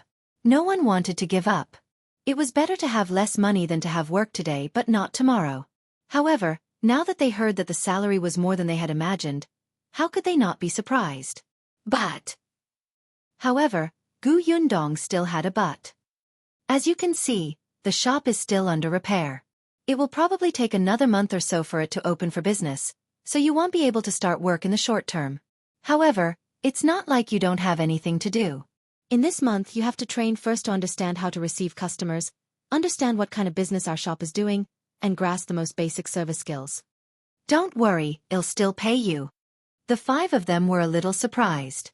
She actually gave them a salary for training them? They had never heard of anyone being paid as an apprentice. However, it had to be said that this was what they needed. Without any income for a month, it was difficult for them to maintain their lives. Hence, the 5 of them nodded. Yes, boss. We understand. All right, I have 5 contracts here. Mei Hong knows how to read. You can read it to everyone. If you have no objections, sign it and put your thumbprint on it first. Gu Yundong's recruitment conditions and some things to take note of were really different from ordinary employers. At this moment, she had even written the contract. Mei Hong went forward and read the contract. In fact, the contract was very simple. Gu Yundong asked everyone to keep the matter in the shop a secret. Whoever leaked it would have to pay compensation. There were also some other rules and regulations. However, what surprised Mei Hong and the others was that this contract not only restricted them, but also the owner. Gu Yundong could not fire them for no reason. If there was no valid reason, she would have to compensate them for 2 months of work. They had never seen a boss write a contract to restrain herself. For some reason, they felt relieved. They felt that working in such a shop would be very warm and reassuring. Everyone stepped forward. Those who were literate signed on it, and those who were illiterate pressed their fingerprints on it.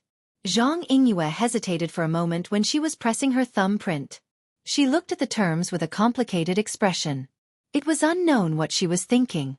After a long time, she pressed her fingers down heavily. After the matter was settled, Gu Yundong put away the contract and said, "From tomorrow onwards, go to the Shao residence at 25 Hatai Alley. I will arrange for you to study." "Yes, boss." Gu Yundong nodded and left with Nanny Xia and Tong Shui Tao. If you find any errors, ads pop up, ads redirect, broken links, non-standard content, etc., please let us know report so we can fix it as soon as possible. Chapter 1409. Sister-in-law you wants to go. The 5 people in the shop looked at each other. No one knew who laughed first, but the others couldn't help but smile. Mei Hong said, "In the future, we will work together in the shop. It's not easy for women to find work outside. Let's cherish it." As she spoke, she glanced at Xianxia. Xianxia did not notice that the others were still excited. When she heard this, she nodded heavily. After chatting for a while, they left the shop feeling relaxed and went home happily. Xianxia was the same. Her footsteps were hurried, but she still walked towards the rouge shop she had gone to yesterday. However, the moment she stepped into the rouge shop, she stopped in her tracks. She thought of what Gu Yundong had said and the contract that was fair to both parties. She hesitated. After a while, she stepped through the door and said to the shopkeeper of the rouge shop, "Tell the royal prince that I've been chosen."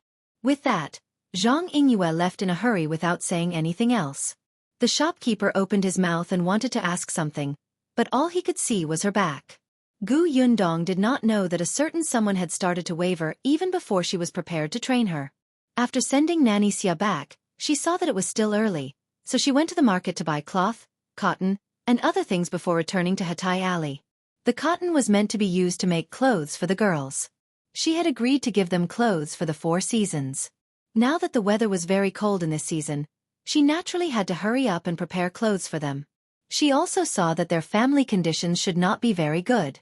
Although they were dressed cleanly and tried their best to face her in the best posture, their clothes were very thin. When they stood at the entrance of the shop, they were still trembling. Among the 5 of them, Gu Yundong only knew Mei Hong's situation. According to Nanny Xia, Mei Hong was indeed from the palace. When the late emperor was in power a few years ago, the number of palace maids in the palace increased greatly, to the point of overflowing. Later on, when the new emperor took the throne, he issued a series of measures, including the regulation of letting palace maids out of the palace. Mei Hong was 25 years old and was also among the palace maids released from the palace. She had previously served a noble who liked to drink tea, so Mei Hong had learned a little from him. No matter what, she had a skill. Nanny Xia thought that with her ability, she wouldn't end up like this. However, she had previously heard from her that there were young siblings in the family. Presumably this was the reason. However, life was indeed not easy. Gu Yundong thought highly of Mei Hong. She might become a store manager or something in the future. The capital was so big, and there were so many wives of aristocratic families. She could totally open a second one. Gu Yundong felt that her idea was feasible. Now that she had recruited someone today, her mood improved. Unexpectedly, just as she was about to enter with many bags, she suddenly saw Mrs. Yu coming over with a vexed expression. Gu Yundong asked curiously, "What happened to sister-in-law Yu?" When Mrs. Yu saw her, she immediately ran over and asked, "Sister Yundong, do you know that there's a shop on Jinlan Street that recruits female workers?" Gu Yundong: "I think so. Why?" Mrs. Yu was even more vexed. I didn't go out yesterday and missed this matter. I originally wanted to ask if they wanted me. I'm a diligent person, but I just went over and they've already finished recruiting. If you find any errors, ads pop up, ads redirect, broken links, non-standard content, etc., please let us know report so we can fix it as soon as possible. Chapter 14:10. Nanny Xia expresses her suspicion. The corners of Gu Yundong's mouth twitched. She let Tong Shui Tao carry the things into the courtyard. She turned around and looked Mrs. Yu up and down. Mrs. Yu felt uncomfortable under her gaze and asked, What's wrong? Why are you looking at me like that? Sister-in-law Yu wants to work in that shop too? Isn't that so? Mrs. Yu said. You know my family's situation. The children are all grown up. I just want to find something to do to help cover the family's expenses, so that the children can live a better life. Most importantly, with her salary, wouldn't her status in the family rise? Gu Yundong stroked her chin. Actually, she had a good impression of Mrs. Yu. Although sister-in-law Yu was quite eloquent, she said what she should say and did not leak a word that she should not say. For example, her family had a lot of troubles. She and her youngest sister-in-law did not like each other, but outside, she had never said anything bad about the sister-in-law and did not let others know that their family was at odds. If Gu Yundong did not live next door, she would not know so much. Mrs. Yu was more or less the kind of person who would settle her family matters at home. When facing outsiders, the family should be united against outsiders. Gu Yundong felt that she was actually a very perceptive person with an outgoing personality. She was really diligent. Anyway, every time Gu Yundong saw her, Mrs. Yu would be working. Even if she came to talk to Gu Yundong, she would be sewing with a basket. Now that sister-in-law Yu had taken the initiative to say that she wanted to find work in a shop, Gu Yundong was quite happy. Hence, she smiled and said to Mrs. Yu, Sister-in-law, if you really want to go to that shop to be a female shop assistant, come to my house at 7 in the morning tomorrow. Sister-in-law Yu was stunned for a moment, but she quickly reacted. She looked at Gu Yundong excitedly. Sister Yundong, do you have connections? You can let me enter that shop to be a shop assistant? Don't worry. Introduce me. I promise not to embarrass you. I'm very diligent. I know. Sister-in-law, remember to come tomorrow. With that, Gu Yundong waved her hand and entered the house. Sister-in-law Yu nodded repeatedly and was so excited that she wanted to cry out. However, when she thought of her troublesome sister-in-law at home, she immediately pulled a long face and walked in dejectedly. When Gu Yundong returned home, Shao Qingyuan was not back yet. He should still be looking for a shop. With a few more servants in the house, Gu Yundong did not have to worry about food. She wrote down the next plan and some food she wanted to prepare in the room. Not long after, Shao Qingyuan returned. The moment he entered, he gave her 2 contracts. I've bought the shops. They're on Nanku Street. The 2 shops are diagonally opposite each other and not far away. Gu Yundong poured him a cup of tea before sitting down to read. They're quite big. Yes. I'll bring you to take a look another day. Okay. Gu Yundong also told him about the manpower. The Qin residents will send 2 people over tomorrow. When the time comes, they will be handed over to Nanny Xia. She's good at training, so I can relax a little. Shao Qingyuan rubbed her head and said softly, I went to the Song residence today. Bai Zhiyan can already get out of bed. Gu Yundong was stunned. Her eyes lit up. All right. Let's go and eat first. Auntie Tian had already served the food. Gu Yundong and Shao Qingyuan rested early after eating. The next day, Nanny Xia arrived just as Gu Yundong woke up. Looking at the woman who kept yawning, the corners of Nanny Xia's mouth could not help but twitch. She expressed deep doubt about her decision. If you find any errors, ads pop up, ads redirect, broken links, non-standard content, etc., please let us know report so we can fix it as soon as possible. Chapter 14:11. Gu Yundong has a way of managing her husband. Gu Yundong gave Nanny Xia a dry laugh and called out, "Nanny, have you eaten? Do you want to eat something?" "No need." Nanny Xia sneered. She turned around and saw Shao Qingyuan. She nodded slightly. Shao Qingyuan draped a cloak over Gu Yundong before sitting opposite her and starting to eat. Nanny Xia narrowed her eyes slightly. This woman was quite good at controlling her husband. Gu Yundong ate slowly, and Nanny Xia was getting impatient. She wanted to remind him, but Shao Qingyuan, who was opposite her, spoke first. "Eat slowly. It's still early." Nanny Xia was speechless. She'd better go outside and get some fresh air. Nanny Xia felt that it was too late. Gu Yundong should have let those girls come earlier. That way, she would not have to sit here alone and endure it. However, what Nanny Xia did not know was that Mei Hong and the other girls were already standing at the entrance of the Shao residence. They had all come in advance, but when they thought of the time that Gu Yundong had mentioned, they could not knock on the door and disturb her, so they simply waited at the door. Mrs. Yu had also left early. Unexpectedly, just as she was about to knock on the Shao family's door, she saw 5 people standing there silently. She did not know what they were trying to do. Mrs. Yu was shocked and quickly went forward. She asked in confusion, "Who are you looking for? The Shao family?" Mei Hong said, "Yes, we're looking for Boss Gu." Boss Gu? Mrs. Yu quickly recalled that Sister Yundong had said that her family was going to open a shop, but shouldn't she be called Lady Boss? Unable to figure it out, Mrs. Yu shook her head and asked, "Then why don't you go in?" "We." Before Mei Hong could finish speaking, the door in front of her was suddenly opened. Uncle Tian only opened the door to take a look when he heard the sound outside. He did not know the others, but he knew Mrs. Yu. Uncle Tian looked at Mrs. Yu. "You guys are..."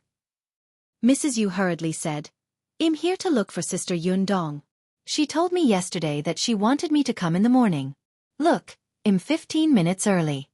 Uncle Tian nodded and looked at the others. Zhang Yingyue said, "Me too." Uncle Tian looked at the number of people and understood in his heart. They should be the female workers that Madam had mentioned, right? He quickly moved half of his body aside. "Come in first. Madam has instructed you to enter directly when you arrive." Mei Hong and the others heaved a sigh of relief. Mrs. Yu was the first to enter. Gu Yundong had already finished her meal. When she heard the commotion, she followed Nanny Xia over. Mei Hong and the others quickly went forward respectfully. "Boss Gu, you're here." Gu Yundong looked at the 5 of them. Yes, they were in good spirits. She stepped back, revealing Nanny Xia behind her. She introduced, "This is Nanny Xia. She used to serve the nobles in the palace. Now, she's the shopkeeper of our shop. From today onwards, she will teach you some basic etiquette." Other than Mei Hong, everyone else widened their eyes. "A nanny from the palace?" Gu Yundong said, "Nanny Xia is very capable. Previously, many big families wanted to invite her to the residence to be a nanny. Now that she's here to teach you, you're lucky. You have to study hard in the next month. It's good for you." "Yes, boss." The few of them were faintly excited. Only Mrs. Yu, who was at the side, had a dumbfounded expression. Gu Yundong smiled and turned to her. "Sister-in-law, don't you want to be a female shop assistant at the new shop on Jianlan Street? If you find any errors, ads pop up, ads redirect, broken links, non-standard content, etc., please let us know report so we can fix it as soon as possible." Chapter 14:12. Another female worker. Mrs. Yu nodded blankly. "Yes, yes." Gu Yundong pointed at Mei Hong and the rest. "They are the 5 new female workers that the shop recruited yesterday. You can learn from them in the future." Mrs. Yu blinked again, and suddenly reacted. She immediately looked straight at Gu Yundong. "Yundong, Sister Yundong, do Do you mean that the shop was opened by you? Yes, I opened it. Gu Yundong smiled. Sister-in-law Yu, do you still want to go? Mrs. Yu was a little stunned, but when she heard this, she immediately nodded reflexively. I want to go, I really want to go. Gu Yundong nodded. In that case, Mrs. Yu, come in with me. I'll tell you about the situation in the shop and let's sign a contract. After saying that, she turned around and entered the central room. Mrs. Yu followed her in a daze. Gu Yundong told her the basic situation of the shop, which was similar to what Mei Hong and the others had said. Then, she took out the contract as well. Mrs. Yu could not read much, so Gu Yundong read the contents of the contract. Mrs. Yu understood, but it was precisely because she understood that she was surprised. Sister Yundong, you'll be at a disadvantage with this contract. Is there a reason for you to compensate if you want to fire the workers? Gu Yundong could not help but laugh. I know what I'm doing. If sister-in-law you thinks that there's no problem, you can put your thumbprint here. However, should sister-in-law you go back and discuss with her family? No need, no need. I've already spoken to my husband. I'll press the thumbprint now. After hearing Gu Yundong's words yesterday, Mrs. Yu felt that with her introduction, she would definitely enter that shop to work. Hence, she had already spoken to her husband. She did not expect that this shop would directly belong to Sister Yundong. Sister-in-law Yu was very excited now. There were 5 taels of silver for her salary. It was so much. Moreover, if she worked hard, it would increase. When she had money in her hands, she would not have to squeeze in this courtyard with her entire family. She could even send her son to school. Mrs. Yes' original name was Yu Rong, and she was about the same age as Tang Lihua. She had an outgoing personality and was easy to get along with. As soon as she signed the contract, she immediately changed her way of addressing him. Boss, I'll go out first and go home to inform my man. Then, I'll come over and learn from shopkeeper Xia. Okay. Mrs. Yu left in a hurry. Gu Yundong packed up the contract and walked out of the central room. Outside, Nanny Xia had already given them a lecture. Not only Mei Hong and the others, but also the 3 servants that Gu Yundong's family had bought. The 8 of them did not dare to slack off in the slightest in the face of Nanny Xia's aura. Their expressions were as serious as primary school students listening to class. Gu Yundong stood under the corridor and listened for a moment before turning around to go to the warehouse. Shao Qingyuan was sorting out the herbs. When he saw her come in, he handed her a box in his hand. You'll keep this for me. Gu Yundong glanced at him and smiled. Sure. She knew that the medicinal ingredients in the box should be good stuff. Now, the 2 of them had a tacit understanding that the most valuable things were with Gu Yundong. I'm going to the Song residence later. Bai Ziyan's condition is rare, so we'll take this opportunity to take a look too. Okay. When the herbs were almost sorted out, Shao Qingyuan tidied up and walked into the courtyard. Nanny Xia happened to lead Mei Hong and the others to the kitchen. Zhang Yingyue was at the back. When she looked up, she saw Shao Qingyuan. If you find any errors, ads pop up, ads redirect, broken links, non-standard content, etc., please let us know report so we can fix it as soon as possible. Chapter 14:13. Women Need Money. Zhang Yingyue was slightly stunned and took another look. It was only when someone called out to her in front that she hurriedly followed. However, her mind was still replaying the scene just now. That person was in an intimate position with Boss Gu and was very close to him. The way he looked at Boss Gu was abnormally gentle. He should be Shao Qingyuan, right? Was this person the one the royal prince had asked her to seduce? Thinking of Shao Qingyuan's face, Zhang Yingyue suddenly felt that he was not that repulsive. At least, he was not the kind of person who was rude and achieved nothing in his 50s. Instead, he was exceptionally elegant and handsome, and he had an aura that ordinary people did not have. Zhang Yingyue took a deep breath and smiled. Unexpectedly, in the next moment, Nanny Xia's slightly stern voice sounded in his ear.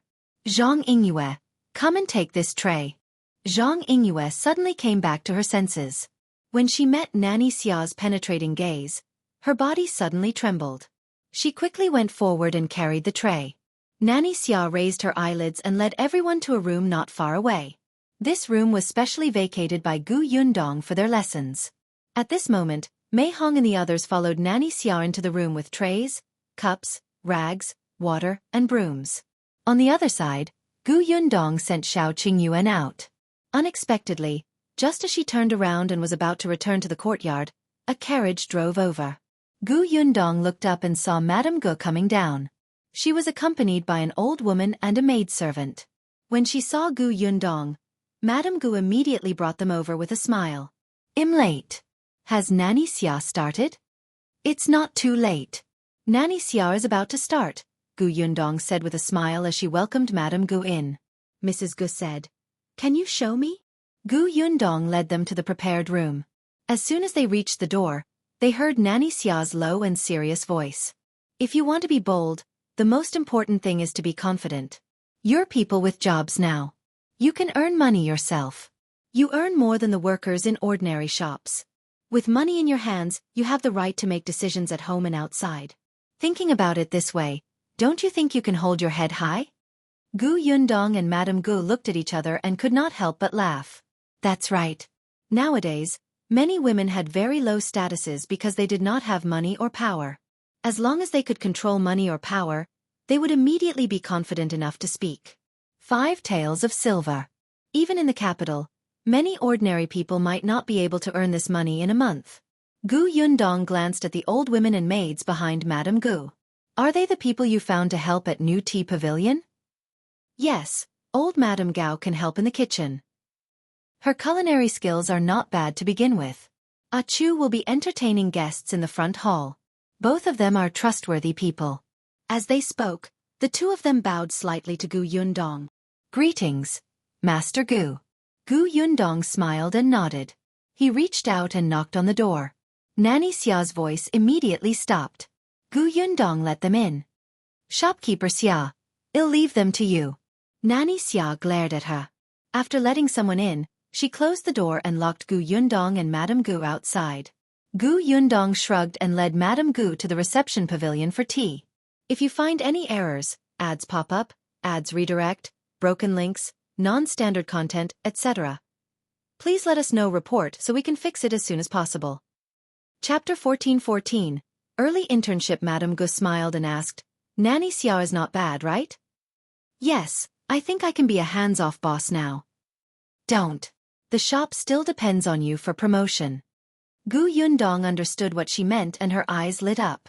"Are you going to invite those noble ladies and young ladies to the Qin residence as guests?"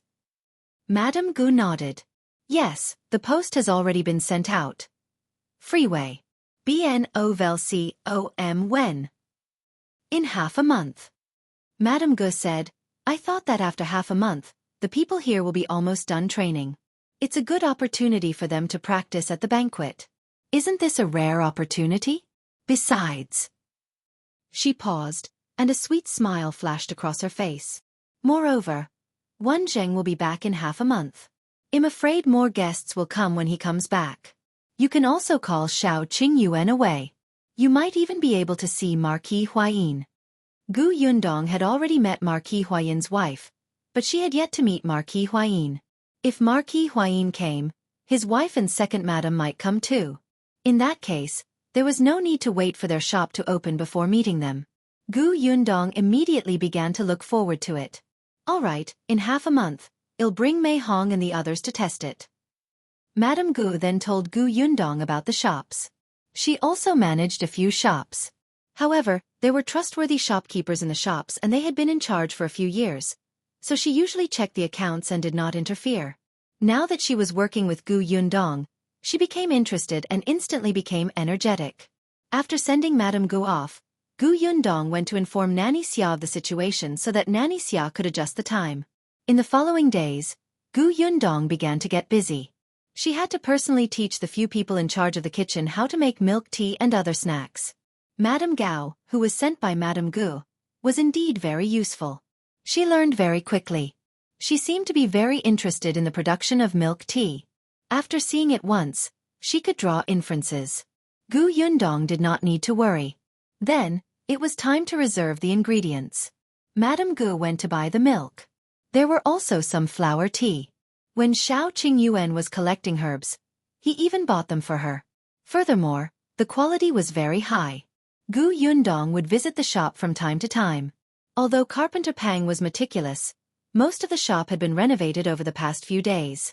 Carpenter Pang was very happy because Gu Yundong had said that after the shop in New Tea Pavilion was installed, there were 2 other shops that she wanted to ask for his help in renovating.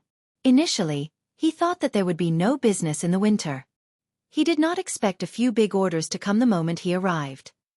These 3 shops were completely worth Carpenter Pang's salary for more than a year. He felt that he could repair the house properly after the new year and make 2 sets of warm clothes for his 2 disciples. Half a month later, it was finally time for the Qin family's banquet. The day before the banquet, Gu Yundong went to the classroom early in the morning and said to the 11 people who were no longer the same as half a month ago, "Everyone has been following Nanny Xia for so many days. I think you should know enough. The shop hasn't opened yet, but there will be a banquet in the Qin residence tomorrow. At that time, the banquet will mainly be filled with milk tea and snacks sold by our shop to entertain the madams and young ladies attending the banquet. This is an opportunity to show the results of your half a month of training. I will bring you to the Qin residence tomorrow. I hope that everyone will perform well. If you find any errors, ads pop up, ads redirect, broken links, non-standard content, etc., please let us know report so we can fix it as soon as possible." Chapter 14-15. She was instigated by someone. As soon as he finished speaking, everyone present was stunned. This had never been mentioned before. Why did she suddenly say that they were going to the Qin residence to entertain guests? All of them immediately became nervous. Mei Hong was fine. She was originally serving nobles in the palace. She had even seen the emperor and empress, so she was naturally not afraid. Old Madame Gao and Ah Chu had originally been serving the Qin residence. They knew the Qin residence better than anyone present, so they were not worried. As for Madame Zhou and the other 2 servants in Gu Yundong's residence, although they were nervous, their main venue was in the kitchen, so they felt more at ease. The remaining people's palms were sweating. Nanny Xia's mouth twitched when she saw this. She shouted, "Have you forgotten what I told you on the first day? What's there to be afraid of? You're just serving tea and water. Didn't you all perform very well in front of me previously? It's the same tomorrow." Furthermore, Nanny Xia glanced at Gu Yundong. "With Boss Gu around, there's nothing for you to worry about. Even if you offend a noble, she will take care of you." Gu Yundong was speechless. "Nanny Xia, even if you're giving them courage, they don't have to dig a hole for me to jump into. I'm just a weak, helpless, and pitiful woman. I don't dare to offend so many people." However, Nanny Xia was encouraging everyone, so she obediently shut her mouth. However, from the corner of his eye, she still saw a strange expression on someone's face. Zhang Yingyue. Zhang Yingyue was different from sister-in-law Yu. She had interacted with the royal prince, Yixilan, so she more or less knew about that class of people. She knew that with Gu Yundong's status, it was impossible for her to protect them. Therefore, she was not encouraged by Nanny Xia at all. Instead, she was even more worried and afraid because she knew Gu Yundong's identity. No, that wasn't right. She still had the royal prince. Gu Yundong raised her eyebrows. After half a month of observation, she more or less knew Zhang Yingyue's motive. Over the past few days, Zhang Yingyue had been wanting to go to the front courtyard. She wanted to see Shao Qingyuan. However, Shao Qingyuan was not at home most of the time. Even if he was, he would not come to the classroom here. Gu Yundong had originally wanted to chase Zhang Yingyue out after seeing her motive. This girl could have other motives, but she could not covet her man. However, just as she was about to take action, Nanny Xia told her that Zhang Yingyue should have been instigated by someone. Instigated by someone. For some reason, Gu Yundong thought of the Cui family. She did not have many enemies, and Cui Lan was one of them. Her love for Shao Qingyuan had turned into hatred. It was possible that she would find another person to seduce Shao Qingyuan. However, it was strange that Zhang Yingyue had not contacted anyone for the past half a month. Cui Lan, who had been engaged since a few days ago, seemed to have forgotten about them. Gu Yundong was confused, especially after Zhang Yingyue failed to meet Shao Qingyuan twice. She began to learn from Nanny Xia seriously. This person was crazy. Gu Yundong exhaled and turned to leave. Freu. No. Vel. The remaining people immediately surrounded Nanny Xia and began to ask about what they needed to pay attention to tomorrow. Before they left at night, Gu Yundong asked Tong Shui Tao to bring a large basket over. Everyone looked at each other in confusion. Unexpectedly, Gu Yundong bent down and took out a cotton shirt from the basket. She looked at everyone. When I signed the contract, I said that everyone would have 2 sets of clothes every season when they work in the shop. If you find any errors, ads pop up, ads redirect, broken links, non-standard content, etc., please let us know report so we can fix it as soon as possible. Chapter 14:16. Cotton clothes. Everyone was elated when they heard this. They looked at the cotton shirt in Gu Yundong's hand in anticipation and disbelief. Initially, they thought that they would only have clothes when they officially started work. They did not expect to have them now. Gu Yundong had given them the measurements on the first day of their arrival. The cotton clothes were made by a woman and her daughter from a nearby family, who specialized in mending clothes for others.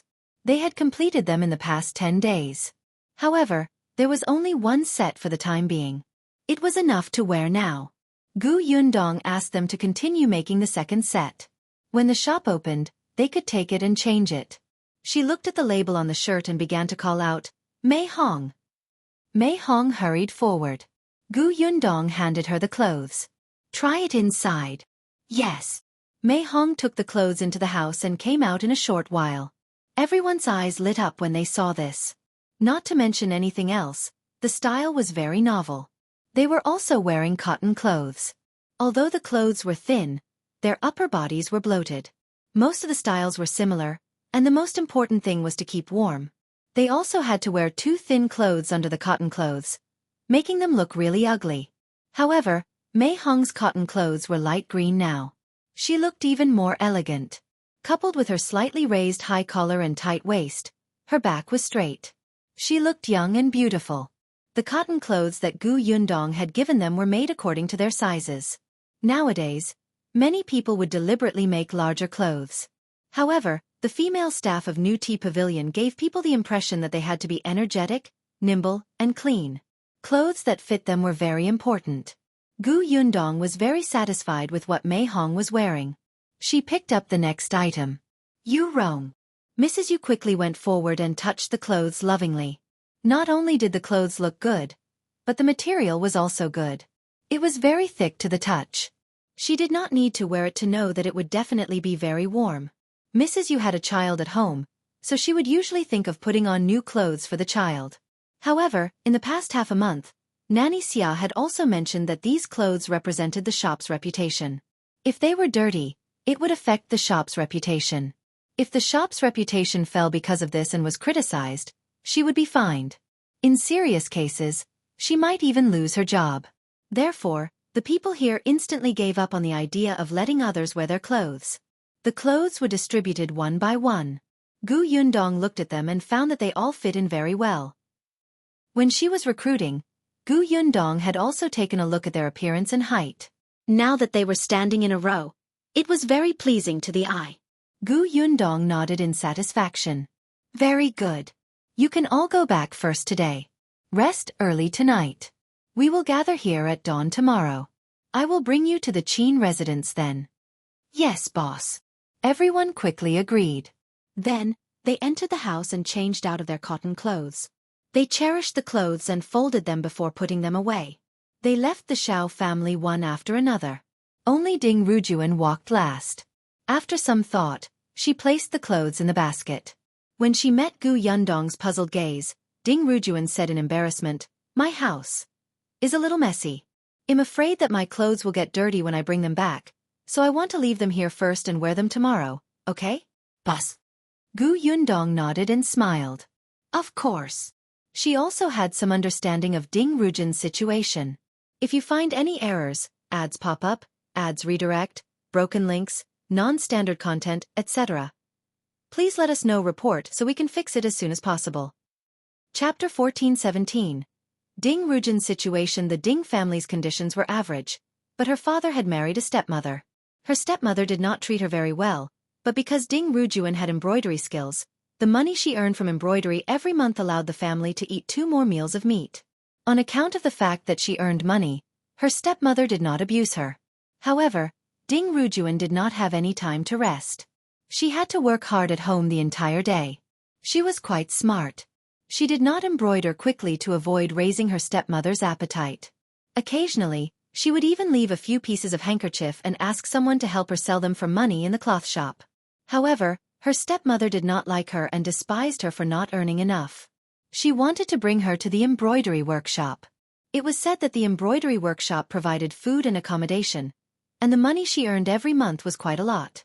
Ding Rujun did not want to enter the embroidery workshop. It was fine to do embroidery now, but if she did it for too long, her eyes would not work. Back then, her biological mother had damaged her eyes like this and her body had fallen ill. She did not want to repeat the same mistake. Therefore, when her stepmother brought her to the embroidery workshop, she deliberately hid her talents. The embroidery workshop did not fancy her. However, her stepmother was still unwilling to give up. When she heard that Jinlan Street was recruiting, she immediately urged Father Ding to send Ding Rujun over. Father Ding really brought her to Jinlan Street. Ding Rujun was unwilling at first and only planned to go through the motions. She thought that if her embroidery skills could not pass, others would not want her. However, when she entered, she realized that the shop was not hiring an embroidery maid, but a female shop assistant. Moreover, according to Boss Gu, the guests were all women. Ding Rujun immediately understood that she had to seize this opportunity, so she performed very well and entered the shop. Her stepmother was not happy, but when she heard that she had signed a contract and would earn 5 taels of silver every month, she reluctantly agreed. After Yundong found out about this, he spoke to Ding Rujun alone. She said, "Now that your family knows that your salary is 5 taels, I think you have to hand them over. However, I've said before that if you do well in the future, I'll give you a raise in salary. When the time comes, you don't have to tell your family. I won't tell you either. Just take it." Ding Rujun was stunned for a moment when she heard that. Then, she became slightly excited. Her eyes lit up as she looked at Yundong gratefully. Therefore this time, Ding Rujun also proposed to keep the clothes in the Shao family for safekeeping. She was worried that her stepmother would take it away after she took it back. Yundong agreed and Ding Rujun left. The next day, as expected, everyone arrived early in the morning. Yundong rented 2 carriages to send everyone over. Nanny Xia led them in through the back door of the Qin family. She went to see Wenzheng with Shao Qingyuan. Wenzheng had just returned the day before yesterday. When he found out that Yundong and Shao Qingyuan were coming over, he waited in the study with a straight face early in the morning. However, after waiting for a long time, no one came. Wenzheng was a little tired from waiting. He couldn't help but open the study door and go out to take a look. Then, he heard a familiar voice laughing under the corridor. "Is that so?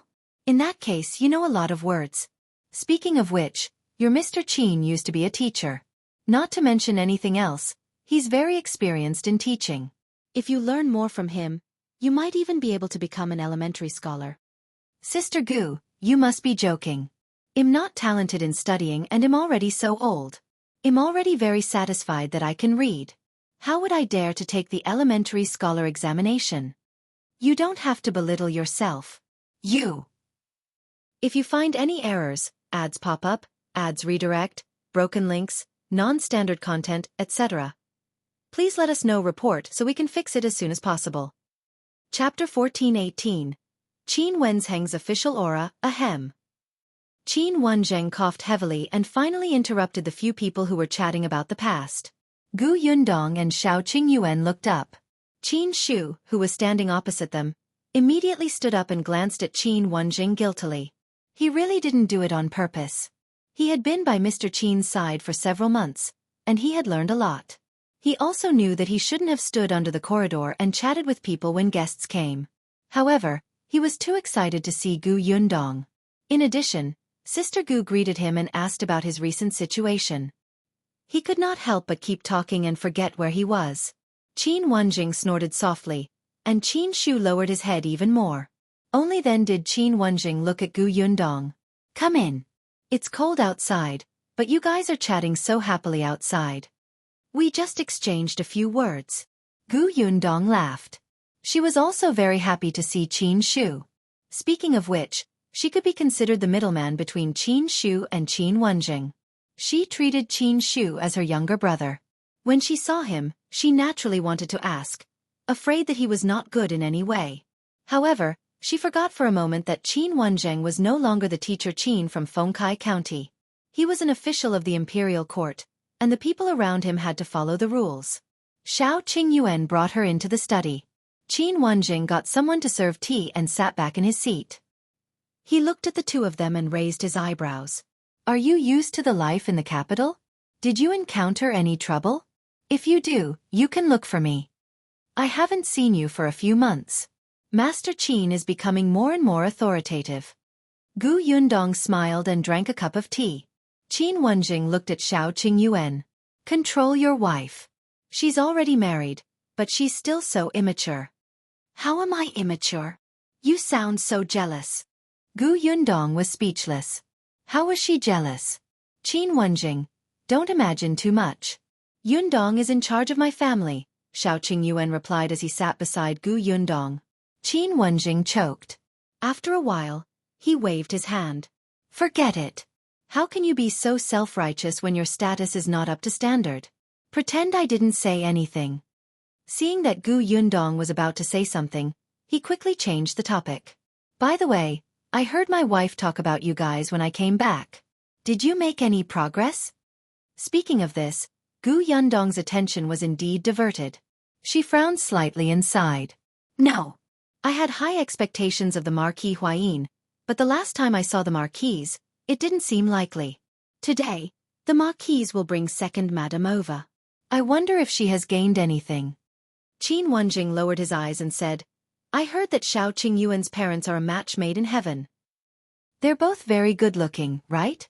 Gu Yundong nodded. Marquis Huayin and his brother are indeed handsome. I've never seen second Madame, but I think it might not be her. Shao Qingyuan frowned. What do you mean? I think you've all asked around. The Marquis Huayin did not lose his child more than 20 years ago.